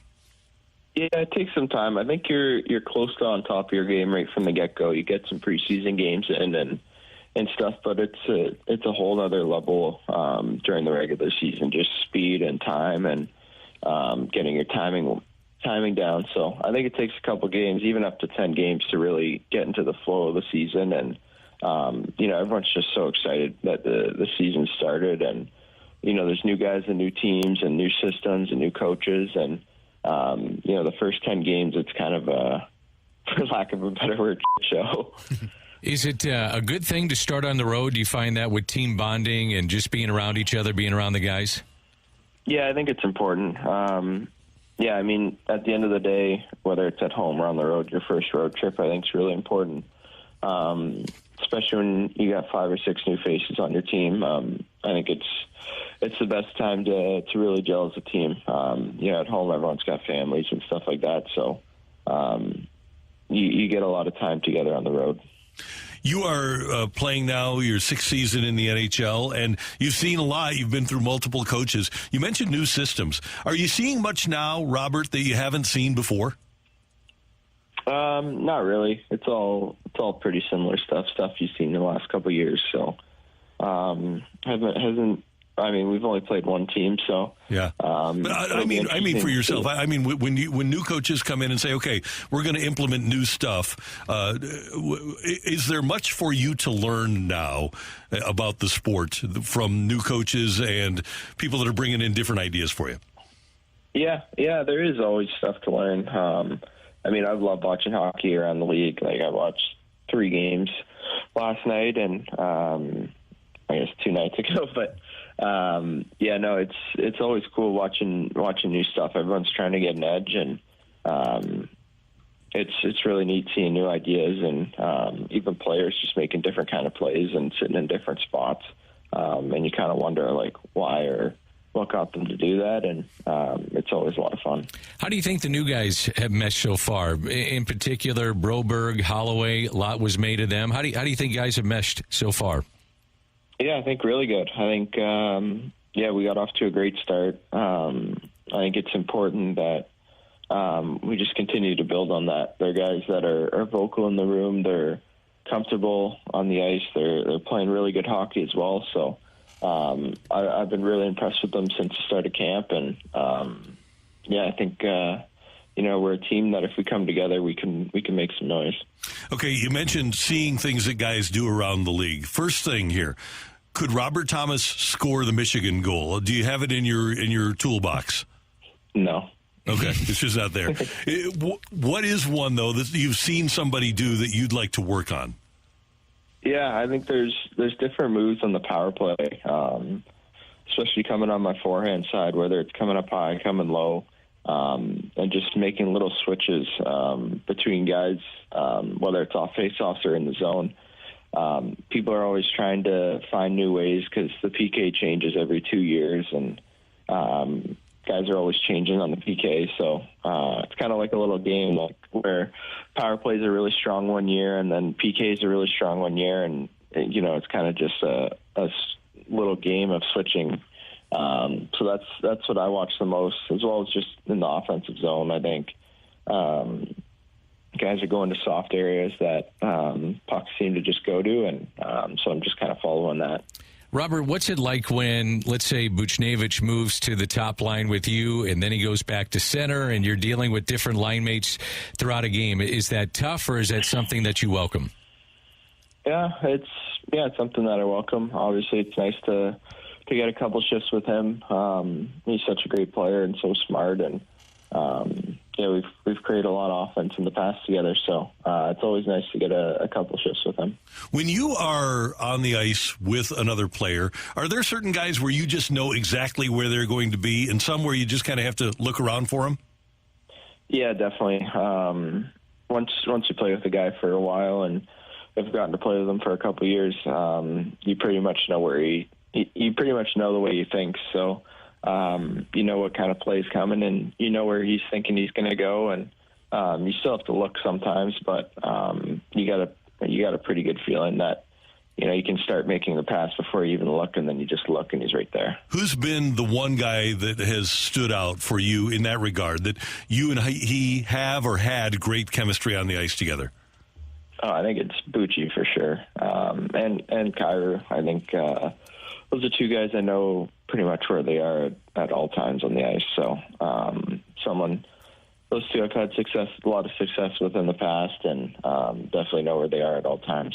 Robert Thomas is our guest on 101 ESPN on this Friday morning. You mentioned a couple of nights ago that you're watching 3 different games. Are there certain teams that you like to watch, or certain players that you like to watch that you may pick up something from? I love watching pretty much anyone. I think watching Crosby is always really cool. He's such a different player, so smart, and just the way he's able to produce and impact the game is really special. I was watching Edmonton. I was watching Toronto. Those are just the 3 on that night. So, but I'll watch anyone. Hey, Robert, back when you were a really young player, you might have even been in your rookie year. We had Big Walt on the show, and I asked him, who's the comp? Who's Robert Thomas going to be like? And you probably already have heard this. He says, he's going to be like Bergeron. And Bergeron may be the best defensive forward of the era. How enticing is that to you, to be thought of as a Selke candidate eventually? Yeah, it's obviously nice. Something I take a lot of pride in my game, and something I've worked on a lot over the last couple of years. I think I took a big step towards that. Obviously, I got a long way to go, but it's pretty nice to kind of know where you want to go and to kind of get recognized along the way. Did Walt ever, for lack of a better term, did he ever put pressure on you to be great and to be like somebody? No, not at all. You always got to find, everyone's different, and you got to find what works for you. And he's pushed me in different ways to get better. And watching a lot of film and watching hockey, my first couple of years with him, I kind of got the way he thought the game, and I just took some parts of that and brought it into mine. I'm curious about this. You mentioned you were watching Sidney Crosby, who was a Hall of Famer, the other night. Did you ever have that welcome to the NHL moment when you're at a face-off and all of a sudden you look up and it's like, wow, I'm playing this guy? Is there anybody that's been like that for you? Yeah, I had a couple. Obviously, going against him on a face-off, that was pretty cool, and getting my first shift against him. And the other one was Jonathan Toews, someone I watched growing up, who I started the game against pretty early on in my career. So that was pretty cool. Hey, Robert, last year we talked about you liking Vegas. If you were making the schedule, would you guys have a full day in Vegas before you had to play the game that night? Possibly. Maybe a day after Vegas, but there you go. Not before, yeah. Yeah, that's a good idea. Yeah, the day after, and then take the flight home or on to the next trip. Hey, Robert, have a good one tonight against the Golden Knights. Thanks so much for the time. We do appreciate it, and we'll talk to you next week. All right, thanks, guys. Take care. Robert Thomas with us on 101 ESPN. The Blues did come back for a victory over San Jose last night. That'll be part of our Rush Hour Reset next on 101 ESPN.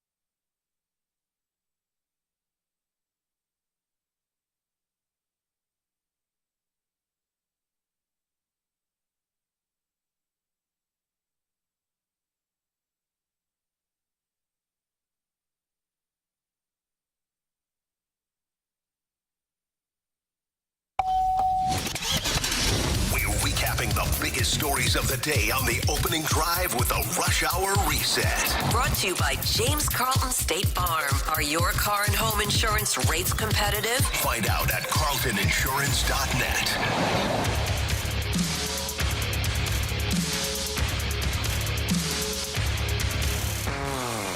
9:04 in St. Louis. Your time check brought to you by Clarkson Jewelers, an officially licensed Rolex jeweler. Danny Mac, Randy Carricker with you. And time for today's Rush Hour Reset. If you haven't heard yet, or maybe you fell asleep after the second period last night and the Blues were down by a score of 4-1 after two periods.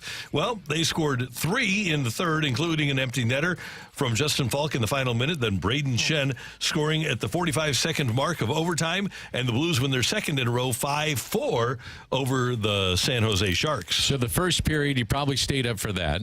Looked great. They had 22 shots. Everything was going well. Then the second period hit, and they were sloppy, man. They did not get their first shot until 7 minutes. They were outshot 17-7 in that second. But then they come back being down a multi-goal deficit. They've done that now in back-to-back games. And for me, Randy, the Walker, Foxa, Toropchenko line, they produced the first 2 goals to make it 4-3, and then Justin Falk, after they pulled the goalie, was able to tie the game. But I think that line is got something. I mean, they have more depth this year. Bottom 6 are making a difference. They've got now 7 points from their defense. And we just talked to Robert Thomas. He was 71% from the faceoff dot. That's a difference maker, too. And a couple of assists for him, a couple for Kyrou. And Joel Hofer was good enough between the pipes so that the Blues were able to come away with a victory. So you don't look back this year and say you haven't beat the San Jose Sharks. Right. You finally got a win against them. Got the win. And the Blues tied with the Utah Hockey Club for the top spot in the Central Division. Blues back in action tonight. They take on the Golden Knights. 8 o'clock pregame, 9 o'clock faceoff here on 101 ESPN. Meanwhile, in baseball tonight, you've got Game 5 between the Padres and the Dodgers. Yu Darvish against Yoshi Yamamoto, and it should be epic. This has been a very entertaining series so far. The Dodgers fans are going to be going bananas, and the two teams don't like each other. So if ever there were a game set up for a lot of drama, it's this one. Yeah, and I'm be fascinated to watch Yamamoto. Let's see how deep he goes into the game. And we talked about this earlier. You're paying him $325 million, and you're paying him to get through the regular season. He's supposed to be an ace, so stops losing streaks. You know, once every 5 games, he's out there. He's supposed to stop those. But this is why you paid Garrett Cole, who was sensational last night for the Yankees, and this is why you pay Yamamoto $325 million to win this game tonight. And why Yu Darvish has his contract. That's a good point with San Diego. So you brought up a great point earlier. If you're in Japan, this is what you're watching. I mean, you got Darvish against Yamamoto, Ohtani in the lineup for the Dodgers. You couldn't want it any other way. No, this might be the highest rated baseball game, definitely, in the history of that country. Meanwhile, yesterday, the Guardians knocked off the Tigers 5-4. A home run from David Fry, a 2-run pinch hit homer in the 7th to win it for Cleveland. That series even at 2 apiece. They'll play Game 5 tomorrow. And as Dan mentioned, Garrett Cole, 7 strong innings. He allowed only 1 run. And the Yankees eliminate the Royals with a 3-1 victory. You know, Bobby Witt wasn't really a factor in this series. And if they were going to go anywhere, he had to be Bobby Witt Jr. that we've seen throughout the season. The other part of this was the Yankees bullpen. 15 2/3, no earned runs in the series. They had 15 strikeouts, only walked 4, total of 8 hits in the 15 2/3. And then the other thing was the Yankees with Garrett Cole. He set the tone, retired the first 6 in the first 2 innings, 87 pitches. He's hit 99 on the gun for the majority of the time and kind of changed up his repertoire a little bit from when we saw him in Game 1, where he was a little bit more slider happy. He was throwing his fastball with velocity and able to locate. When if you do those 2 things and you're a stud, which he is, you're probably going to have success, and he did last night. And Aaron Judge, by the way, hit only 063, or no, I'm sorry, he was 2 for 13 in that series. He hit 154 in the series. Isn't it amazing? I mean, Judge in postseason play has not been very good in his career, and Giancarlo Stanton on the flip side has so-so regular seasons now and has turned out to be a postseason hero for them. He's been great. Yeah, Aaron Judge is 38 for 184 in his career. That's a 207 batting average in the postseason for Aaron Judge. It's shocking to me. And so the Yankees advance to the American League Championship Series.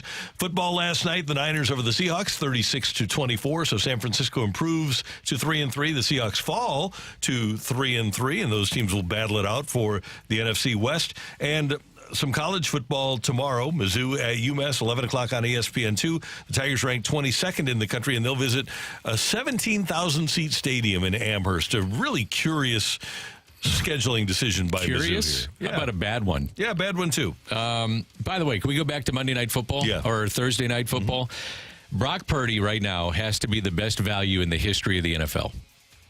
Can you think of a better one? I mean, the CBA prevents negotiations in the first 3 years. Mm-hmm. And he's making under $1 million, and his peers are making about 50 times that. He's got to be the best value in the history of the game. I can't think of another one. What about 1999 Kurt Warner?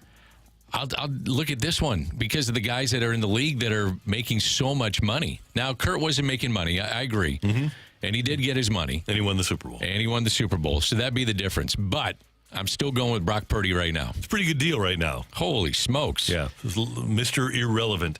And he is woefully underrated, I think, by but much of the pro football observing media. There are 3 great college football games tomorrow: Texas and Oklahoma, Ohio State and Oregon, Ole Miss and LSU. And we have, after South Carolina and Alabama, 10:30 pregame for you here on 101 ESPN tomorrow morning. Ohio State and Oregon pregame at 6, kickoff at 6:30 tomorrow night here on 101 ESPN. And you like Oregon? I do like Oregon at home. Okay. Yeah, and I know that Ohio State is really good, and I know that they know Oregon well. Chip Kelly not only coached Oregon, but he also has prepared for them for the last few years, even under Dan Lanning last year. So Chip Kelly knows what he's getting into, but I just like Oregon, especially against the Ohio State defense tomorrow. Will you watch Texas, Oklahoma, or would you rather watch Ohio State, Oregon, or Ole Miss at LSU? I will go with number 2 versus number 3. Yeah, I'm going with that one, too. Yeah, pretty good. So Ohio State's got to go on the road, and if they're the national championship contenders like they think they are, they should win that game. Yep. And one other note for you, one of the all-time great Duke players, Carlos Boozer, has sons, twin sons, that have committed to Duke. Cameron and Caden Boozer are going to follow in his footsteps, announcing today that they're committing to play for the Blue Devils. Not shocked, are you? No, I wonder what kind of NIL deal they're going to get. I'll bet they'll do pretty well. You got twins. You could promote both of them. Yeah, in deals. Right. You got Boozer that's played obviously at a high level for Duke.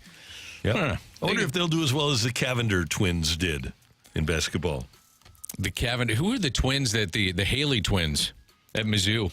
Oh yeah, Sammy and Simeon. Yeah, you got Sammy and Simeon. So what would they have made an NIL deal? They would have done pretty well, I think. I probably think so. Yeah. You can, have both of them on it. Why not? That is today's Rush Hour Reset on 101 ESPN. Coming up, we've got Week 6 in the NFL, and we've got storylines for you next on 101 ESPN.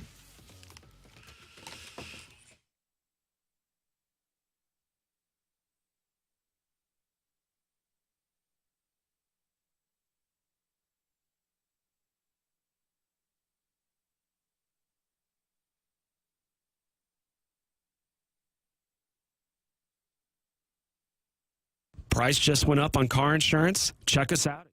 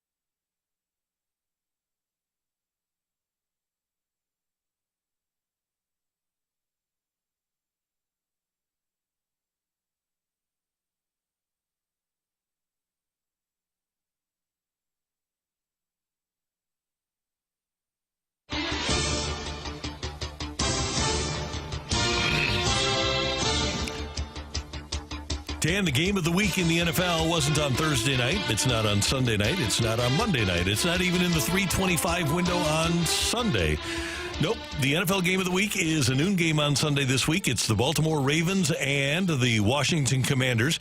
Lamar Jackson is a two-time MVP. He's the defending MVP of the National Football League. And rookie Jaden Daniels has just shocked the football world with his proficiency early on for the Commanders. And people are talking about Daniels for MVP. Already this season, Lamar Jackson is off to another great start. Dan, the way I'm looking at it is the winner of this game, the quarterback that wins this game, whether it's Lamar Jackson of the Ravens or Jaden Daniels of the Commanders, will be a heavy odds-on favorite to be the MVP when we get to Monday morning. I love it. I think it's something to think about. I went back and looked at this. All right, I'm going to ask you some questions here. You ready? Ready. In the Heisman years for both Lamar and Jaden, who do you think had more total yards? I would say that passing or overall? Overall. Total yards. Passing, rushing. I would say that Lamar probably did for Louisville. Very good. He had 5,114 yards. Mm-hmm. Jaden had 4,946. Who had more TDs? I would go with Daniels. That goes to Lamar by 1. Okay.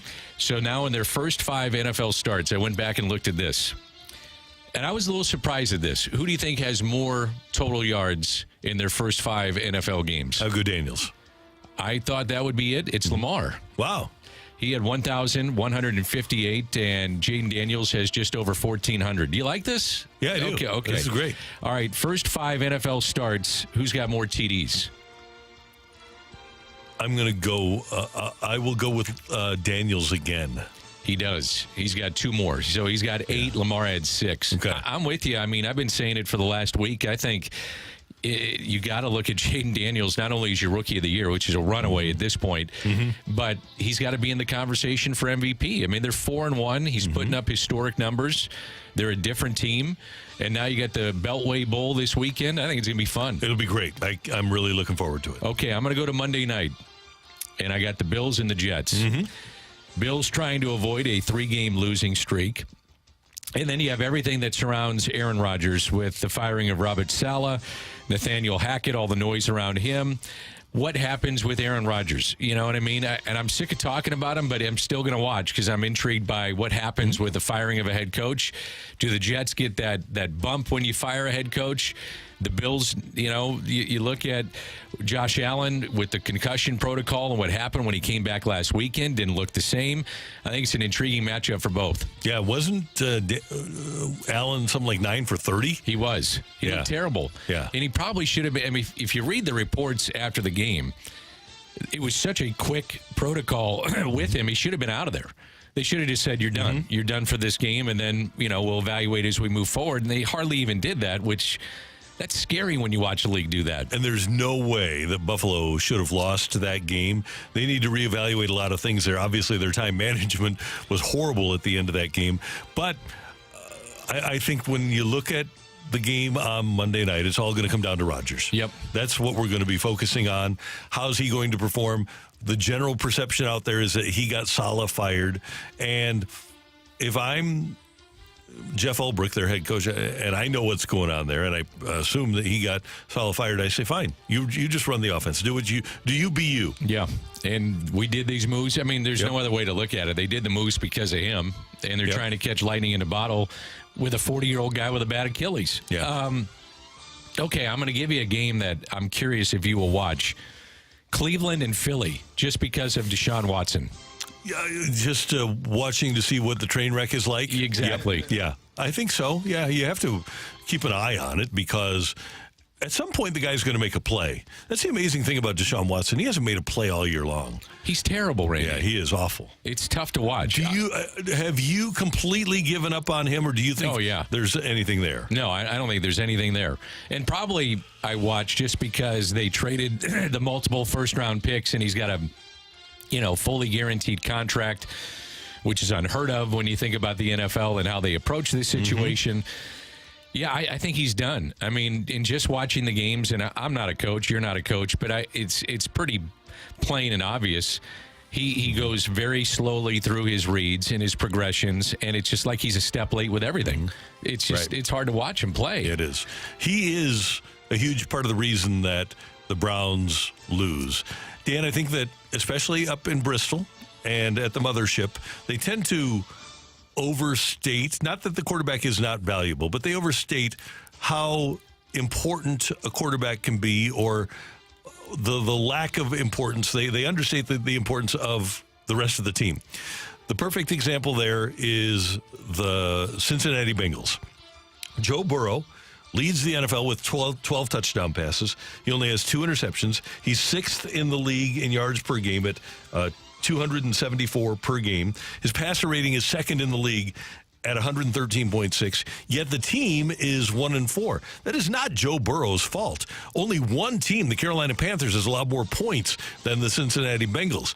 They don't have a defense, but the wins and losses attached to Joe Burrow's name, they shouldn't matter at all. Every team in the league, I mean every team in the league, except for maybe the Kansas City Chiefs, should be interested if Joe Burrow is put on the market. Oh, my God.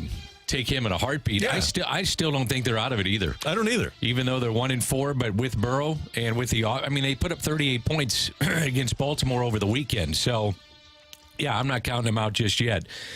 I got another game I'm looking forward to watching a little bit, and that's Drake May. Mm-hmm. I want to see Drake May in his first NFL start, even though the offensive line is terrible with the Patriots. But how he can adjust. I mean, Brissett, I mentioned this the other day, was pressured in 47% of his dropbacks with the Patriots. And you're kind of leading this guy out to get killed. Mm-hmm. And that's why Brissett was there. And now you're going to unveil Drake May and leave him exposed to this defense and any defense that he sees on any Sunday. I don't know, man. That's going to be tough for him to adjust, I think, initially. And I first-round picks, quarterbacks, I want to watch him play, and I'll just see how he fares. I agree with you 100%. However, I saw a stat yesterday that Drake May was pressured last year in North Carolina more than any other quarterback in college football. Interesting. Yeah, he does know how to do a little bit more with a little bit less. The rookie quarterback I'm more excited to watch this week, especially when if you just want to narrow it down to guys making their debut, it's Spencer Rattler and the New Orleans Saints, mainly because, like it seems every year since 2002 when the division was invented, you never know what's going on in the NFC South. I'm not sure who the hell is going to win that one, whether it's going to be the Buccaneers, the Saints somehow, or the Falcons. And if Spencer Rattler looks good and Clint Kubiak kind of schemes this thing up like we saw in the first couple weeks, maybe they get a good big week from Kamara and they beat the Buccaneers, it kind of turns the NFC South a little bit on the head. I'm excited to see what the Saints look like with a little excitement under the quarterback, under center, I should say. Yeah, I think that's going to be intriguing. Rattler, I never impressed me while he was at Oklahoma or South Carolina, but apparently looked pretty good in training camp. So, yeah, I'm intrigued to see what he does. Okay, I got another game. Gotcha. I got the Lions at the Cowboys. I think this is a really intriguing game. The Cowboys at one point had won 16 straight regular season games at home. They have lost their first 2 this year, which is interesting to me because I just don't see them losing at Jerry Dome all that much. And so I think the Lions at Cowboys, Lions have a chance to go to 4-1. Cowboys have a chance to go to 4-2. I think that could be one of the best games this weekend, too. Yeah, it can be great. Yep. And let's make one other point here about how important that win was last night for the San Francisco 49ers as they improved to 3-3. Their next game is a home game on October 20th against Kansas City. October 27th, they play the Cowboys. Then they have a bye. Then the Niners are at Tampa. Then they get Seattle at home. Then they go to Green Bay. They go to Buffalo. They get the Bears at home, and the Bears aren't a walkover anymore. Then the next real walkover game, I think, for the 49ers is against the Rams at home on December 12th. But, man, you think about Chiefs, Cowboys, at Bucks, Seahawks, Packers, Bills, and Bears. What a gauntlet for the 49ers. I don't know if they're going to be able to survive that. I would say one of the things that would help them survive, and this is an obvious statement, if McCaffrey comes back and you don't know if he comes back and he's going to be effective. That's the other thing. I mean, he's dealing with a serious Achilles issue here, and apparently both legs. But if they get him back and they get healthy, they do get the weekend off, so they get a little time to prepare for Kansas City. But it did look like last night they figured out some of the red zone issues, too. I don't count them out. I mean, they're still, to me, one of the Super Bowl favorites. They desperately need to get Josh Mason or Jordan Mason healthy, their running back, because if he's not around to help out taking shots with Ricky, then we got problems. They still racked up 228 yards rushing last night. I know, yeah. They had like a 60-yard run at the end of the game, That too. helped. Yeah. That helped. But the 49ers are going to have their hands full. Those are NFL storylines, NFL Week 6 coming your way, and we've got a couple of games on Sunday. Ravens and Commanders, pregame at 11, action at noon. Broncos and Chargers at 3:05, and then the Giants and Bengals, Sunday Night Football right here on 101 ESPN. Coming up, we're going to talk some Blues hockey with our Blues insider from The Athletic. Jeremy Rutherford is next on 101 ESPN.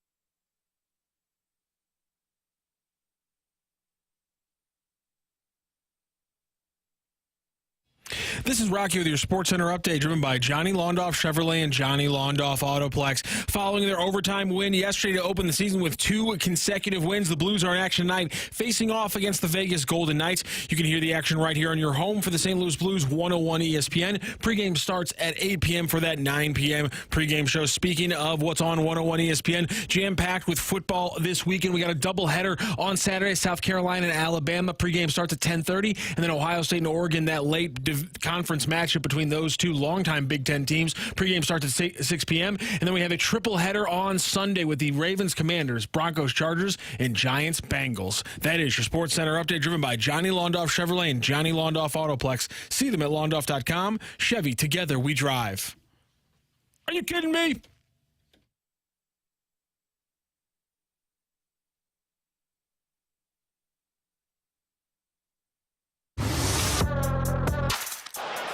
Broberg, 2-on-1. Kyrou to Buchnevich. They deflect it in and score! Blues who wrap it around, shoot and score! Redick Foxa gets his first as a Blue. Got it over the line. Toropchenko there to hold it in. Hits the trailer. Suter, he scores! Asked and answered. And Ryan Suter with his first as a Blue has made it a 1-goal game. Then the Blues got an empty net goal, a sixth attacker goal from Justin Falk, and then Braden Shen scored the winner in overtime. And the Blues knock off the Sharks last night in the Shark Tank by a score of 5-4 in overtime. Joining us now from the Bay Area is Jeremy Rutherford, our Blues insider from The Athletic. Good morning, sir. How you doing? Good morning. Good morning. Take it or leave it. Tonight in Vegas, the Golden Knights are winning 6-0 in the second period, and the Blues win 7-6. Take it 100%. Yeah. Take it. You guys are taking it. It's been something, I'll tell you. Yeah, it's an interesting start for the Blues, but you have to like the resilience that they've shown early on. You do. And, you know, when Drew Bannister spoke after that Seattle game, and the Blues had that long stretch where they just looked like they were a preseason mode. We talked to him about that. He said, listen, the bench was lively. The guys were into the game. They were saying, hey, we can fix this. We can get it going. And they came back in that game. But that's one game. You don't think that they're going to come back 4-1 in the third period. But same thing after the game last night, guys. Drew Bannister said that bench was pretty talkative. So, you know, that's a good trait. You can talk about, okay, it's 2 games. It's, you know, teams like Seattle and San Jose. But if you've got something going in terms of this season could be a year where this team looks forward in the game and sees what it can get accomplished, that hasn't been a trait of the Blues the past few years. So I think that could bode well moving forward. So who are some of the players that have stood out for you, JR? We were talking about the bottom 6 looking better. Falk has looked outstanding. The 2 guys had signed the offer sheets have looked pretty good. Who else has stood out for you and maybe surprised you so far in the first couple of games? Yeah, I think you got to go with that fourth line. I think that Nathan Walker, Toropchenko, and Rodick Foxa have just made a big difference in that first game. You saw that Nathan Walker kind of stirred it up and changed the momentum of the game. And then last night, how about Foxa? So the team's talking about coming back and, you know, just let's get that one goal, that first goal. You need the first one before you get the next 2. And what does Foxa do? He's behind the net. You know, he's not going to pass it. They haven't been passing very well in that game. He just takes it on the wraparound and stuffs it in there. And then how about this nickname for the line, the WTF line? I asked Rodick Foxa about it last night, and he said, hey, that's hilarious. I like that. I hope it catches on. And What's Nathan that Walker sure hopes that it... Why the face? Oh, okay. Got it. Well, you're going to have to get the beep button out like you did on Robert Thomas earlier. Exactly. So let's spin this forward to, well, let's just make this point, because Dan and I talked about it earlier. That last night is a game that the Blues lose last year, isn't it? Yeah, I think so. And I think they, you know, for a couple of years now, that just hasn't been their MO to keep their heads in games like that. So I agree with you, Randy. All right, so let's spin it ahead to Vegas. Vegas always is going to be tough. They're always ultra talented. But you've got Binnington between the pipes tonight, which is an equalizer for the Blues, isn't it? Yeah, I think so. He played really well in that game against Seattle. You know, I thought Hofer played pretty well last night. There were some wacky bounces. I'm sure it came across on the TV last night. Not necessarily on, you know, the San Jose goals, but just the game. It just had no flow to it. And the Blues, obviously, when they weren't playing well, there was just no, fluidity to the game. And so, you know, I don't blame Joel Hofer last night on the game getting away from him there for a little bit. But now you come back with Binnington. I talked to him yesterday, guys. You know, I've mentioned this a couple times on the air. there's that Four Nations tournament coming up in a few months. It's the middle of this hockey season, and he wants to be the Team Canada goalie. And right now, I think Pierre LeBrun is reporting that he's probably the odds-on favorite to be that goalie for Team Canada. And, you guys will get this. I go up to Jordan, ask him to talk about it yesterday. He's like, man, I just want to show up every day and do what I do. And if those cards play out that way, then so be it. But he's got some motivation, and I think, obviously, we've seen the Blues play really well behind him. So it's going to be tough to finish up this road trip with back-to-back and 3 and 4 and play against a good team in Vegas, but you got to like your chances with Binnington. Jordan Binnington is such an interesting and polarizing guy, and he told a group, and I don't know if you were there last year, JR, or last summer, he said he was playing in the World Championships and went out to dinner with a couple of guys, and they're having a good time, and Binner is being Binner, and they said, man, you're nothing like what I expected you'd be like, because he's such a jerk on the ice at times, right? But yeah, I think it's good for him to get out and get around other guys in the league to expose them to his real personality.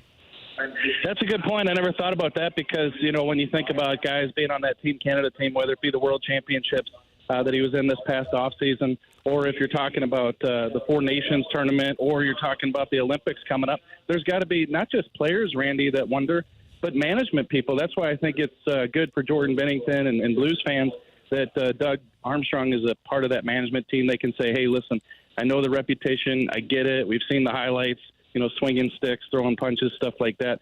But this guy is behind the scenes, a guy who keeps it together and knows what he's doing. So I think you got a good point there. Have you talked much to Justin Falk about his health and where he's at, his mindset, all those things that come into the season? Because to me, he's looked fantastic. He's looked great, Dan, and he's a guy, you mentioned in that question you asked earlier about guys who've looked really good. Just a little bit on the health. I overheard him a couple weeks ago talking about he feels great. We all knew about the high ankle that he suffered. I think that was the Colorado game. And, you could tell it hampered him because he was getting walked defensively, like we've never seen before towards the end of last year. But he also had a shoulder injury that he was dealing with that kind of wasn't well known. And so multiple injuries for Justin Falk, but he has the off season to heal. He's skating well. And the biggest thing is his shot. They need a shot on that blue line. Anybody you talk to, whether it's 5-on-5 power play, we need shots from the blue line, and Justin Falk has been providing that. And last night, I did talk to him after the game. You got the 6-on-5 attacker, like Randy just said, and he throws it on net. He's got the screen from neighbors, and, the ball game's tied. So Justin Falk has been, I would say, one of the Blues' top 2 or 3 players so far this season. JR, before we let you go, what's the next story you're working on for The Athletic? Yeah, what do we got? So we got the game tonight, and then we got one coming up on Dylan Holloway. I know he's been somewhat noticeable in the first couple games just because of his speed. They've got him playing on that top line a lot the last 2 games. So we're going to talk about his ceiling at the Athletic. I've talked to scouts. I'm also going to talk to his college coach at Wisconsin, Tony Granato, yep, and talk to them about Dylan Holloway and what kind of player the Blues got in this offer sheet guy from Edmonton. Sounds great. We'll be checking it out, and we'll talk to you soon. Thank you, sir. All right, see you guys. Thanks. See you. Jeremy Rutherford, our Blues insider from The Athletic here on 101 ESPN. By the way, you can catch the opening drive on Tuesday morning from the Rawlings Experience at Westport Plaza. We'll be there from 7 to 10. Rawlings is the #1 baseball brand worldwide, and we'll be revealing this year's Gold Glove Award finalists at this exclusive event. The opening drive live this coming Tuesday morning from the Rawlings Experience at Westport Plaza for the Gold Glove Award finalists announcement. Get more details now at 101ESPN.com. Regardless of what happens tonight in Vegas, this has been a great road trip for the Blues. Yeah. I mean, they take 2 or 3, you get 4 points. Now, if you could take 6, that would be amazing. Come home for the home opener. But you go on the road, West Coast, open up the season, couple of wins. Good trip. It is. That's Dan. I'm Randy. And coming up, Matthew has Rocc and Roll here on 101 ESPN.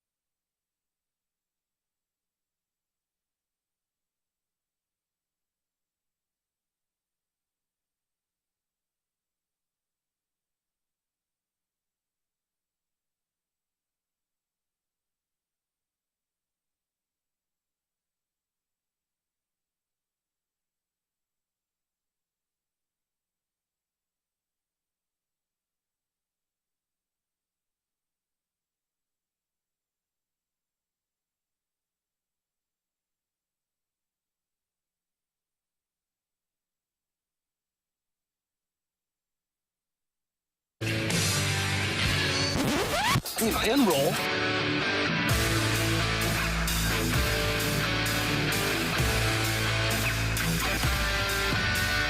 Let's rock. Let's rock today.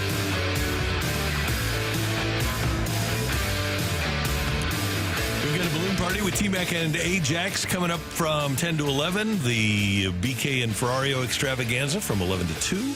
And then the Fast Lane from 2 to 6 this afternoon here on 101 ESPN. All right, Matthew Rocchio, what do you got in Rocc and Roll? Well, I'm going to introduce some audio that this is not going to be the only time I think we use this audio. I think this is good audio to go into the weekend. Get you thinking before we most likely talk about what is being said by this former Cardinal, maybe even next week, because I think it's interesting, which is Adam Wainwright joined Foul Territory. They always do great work over on Foul Territory, Eric Kratz and AJ Przynski. And they, AJ just had a little quick query for Adam Wainwright about the St. Louis Cardinals. Did you cry a little bit? Was there a tear shed when you heard the Cardinals are starting to rebuild? Well, I think that's yet to be seen. I mean, are they really going to rebuild? Because the Cardinals have never been a full rebuild team. They've never done that. They've never, just started from scratch. And that would be a bad thing for St. Louis because we don't really have patience for a 5-year rebuild in St. Louis. That's not going to be met with a whole lot of happy thoughts. I do think the Cardinals need to get back into a system where they draft really well. They develop. Developing players has always been the strength of the St. Louis Cardinals, and I think they'll get back to that. I don't think they'll have a full rebuild. They'll go out and spend some money, too. I am not convinced that they'll spend some money. I do think, though, that they'll try to rebuild. I think the problem, though, Dan, and I hope I'm wrong here, but I think the Cardinal way got away from the Cardinals. I think the people that were responsible for carrying on the Cardinal way. Mark DeJean retiring is a big part of this, but losing Mike Schilt from the organization is a big part of this. A lot of the guys that were outstanding minor league coaches are here now at the major league level and haven't been effectively replaced at the minor league level. Thus, the arrival on the scene of players that aren't prepared to play winning baseball. So I hope the Cardinals can do that, but I don't know where you go out and find a bunch of coaches that are going to be able to teach fundamentals at the minor league level. You were saying earlier, I think we were off the air, about Atlanta cutting back on their coaches and their major league staff. And I wonder if we're going to see more and more of that. I do think that we're going to see more and more of the scouts, the boots on the ground scouts, the old school scouts becoming somewhat obsolete in the game. And that's unfortunate because some of these guys find those hidden gems. Yeah, I always say this. The Trevor Rosenthal one is really interesting. Classic. Yeah. He's playing shortstop and they see him throw a ball across the diamond and they go, oh man, this guy's got an arm. And they would make sure not to show up at his games because they didn't want to give away that they were looking at him instead of the other player. Right. So it's interesting what they're going to do. I agree with Adam that I don't think it's a rebuild, but I think you can tinker and it's a retool, which is probably the way to phrase it. Yeah, you better teach your talented players how to play. And that starts with your big two hitters with Gorman and Walker. That's the key. I mean, if you get those guys hitting next year, should be okay. If they would have hit this year, they would have been okay. Right. I didn't want to play at all, but you guys going immediately to that conversation means I'm going to play the other part of this answer from Adam Wainwright. What you guys heard was the beginning of his answer and then the very end, and I had clipped out the because it was about 2 minutes long. I didn't want to play it all. I clipped out the middle where he gets into exactly maybe some criticisms about how things have changed in the Cardinals organization. I still think they have some really, really great players to build around there. They have some really good young pitchers that are coming up through the system that are going to be awesome.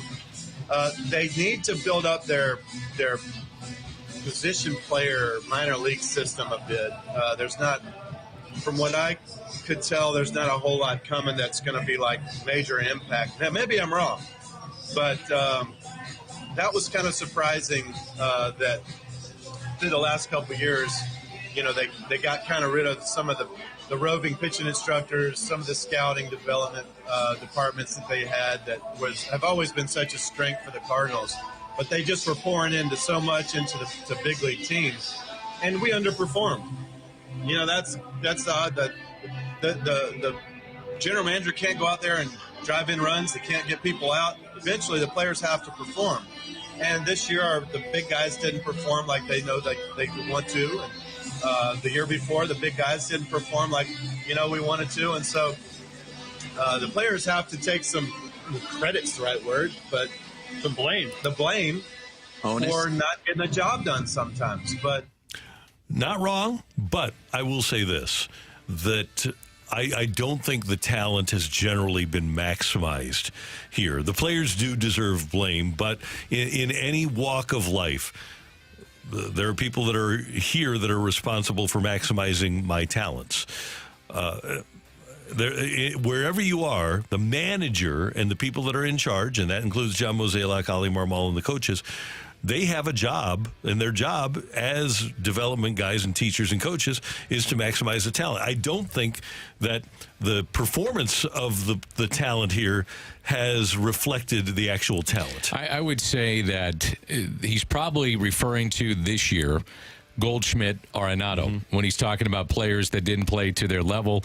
And then he can probably include himself from the year before. Didn't play at a high level. I do respect the fact, though, that he called out some of the players. Not by name, but just said players need to play. And I'm in agreement with that. I mean, you can go so far as a manager, as a coach, front office. At some point, players got to play. Right. It's on them to put up numbers. And when you're being paid handsomely, you get more responsibility of putting up said numbers. And those guys just didn't do it this year. And they probably aren't, well, they definitely aren't at the peak of their careers. The Cardinals had no impact players in their prime. None. Well, Ryan Helsley, he's 30. But players between 28 and 32, there were only 3 or 4 on the roster, and none of them were impact guys. And that's something that Mo did wrong. Here's the other thing.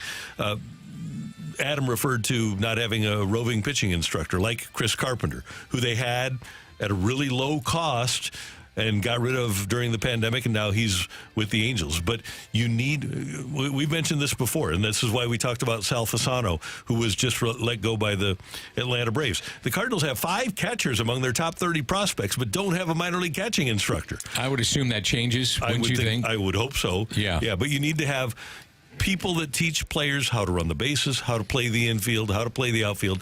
You need to have people roving around. And by the way, Jason Isringhausen, Ryan Ludwig do great work with what they do. But the Cardinals need more people that have eyes and hands on the players every single day. It seems kind of foolish to me to have a player and expect him to just get better on his own when he's playing at high A or double A. Well, I think the interesting thing, too, with Chaim Bloom is that as he redoes the system with coaches and the equipment and things that they want to implement as they move forward, is how many of these guys that they're going to bring in will be former players and that have an understanding. I think that's big. Do you? Yeah, I do. And they got to have an understanding of analytics, because that's not going anywhere. And I've talked to Jason Isringhausen about this, and he's like, I'll sit in a room, teach me. I want to know about the modern game. And to his credit, he's done that and will tell you that there are tools that are used in modern baseball that are beneficial for the players. But I do think there's always something to be said to get, put it this way, they've been there, they've done it, they know what you're going through, where there are certain people that don't, that are just looking at the numbers, and as we always say, men not machines, right? And if you've been there and done it at the highest level, the respect factor that you get back from a player is big, and they sit there and that'll garner attention right away, because they can say, well, Jason Isringhausen, this guy just came down to me and he's the all-time saves leaders in Cardinals history, and he's wearing a red jacket. That's got ultimate respect right there. When you play one game in the major leagues, you get respect. So I think there's something to that, and I'll be interested to see how many of the former players, or even guys that have been in uniform at the major league level, even coaches, that they ask to join this system and be a part of what they're talking about, retooling what they're doing in the minor leagues. Okay. Another question. Adam talked about how St. Louis doesn't... I'm going to hold my microphone for the rest of this day. No problem. What in God's name? I don't know what I did. He gets emotional over this. I do, yeah. Gets angry. Anyway, so I didn't break it, did I? No, you're still on the air. Hear me. That's a good thing. Not permanently. Does St. Louis have the patience for a 5-year rebuild? Detroit is basically coming out of that right now. And I don't think, like Detroit, don't either. I don't think that St. Louis from a fan standpoint, would handle that well at all. I don't either. I think, though, that they would handle, if you came out and said, we're going to go with a lot of youth next year, we may take some bumps along the way. We're going to try to be highly competitive. You know, you got to say that. We're going to try to win games. Got to say that. But if fans knew that you're developing major league talent and it might take 2 or 3 years to get them to the level that they have to be at, I think fans would be okay with that. If you said for 5 years, though, and you're going to be in 4th place, I don't know, man. That's going to be a tough sell for a lot of fans that have enjoyed a lot of winning here in recent memory. In 2017, the Tigers won 64 games. That's coming off an 86-win season. They went 64 wins, 64, 47 and 114. Then the COVID season, then 77 and 85, 66 wins. Last year, 78, and this year, 86. And I just don't think from an attendance standpoint, and by the way, they've always been... their last winning season, they only drew 2.4. I just don't think that the Cardinals fans would abide that at all. No, I don't either. Not one bit. But are we watching me? This is amazing. Yeah, Matthew's loving the fact that I have. Well, you're a strong guy. You pulled off the microphone off I don't know. the little thing. We've here. already got engineers waiting to fix this thing too, which is a good There's thing. a little piece that goes flying off of it too. It makes it this perfect. piece Yeah. I got a piece in my hand. Oh my God. So anyway, that's the entertaining aspect of the opening drive today. I appreciated what Adam had to say. Yeah, me too. I thought he was more forthright than I anticipated. Yeah, we're gonna play that audio again. Very truthful. Yeah. Thank you, Matthew. Thank you very much. That's our producer, audio, video engineer, the one, the only Matthew Rocchio. Daniel, you were awesome. You were fantastic. Have a great weekend, boys. Enjoy it, and we'll see you next week. You bet. And Brooke Grimsley will be back on Monday. We thank you for tuning in, texting in, and being a part of the show. For all of us, until Monday morning at 7, don't just have a great weekend. Have an American weekend.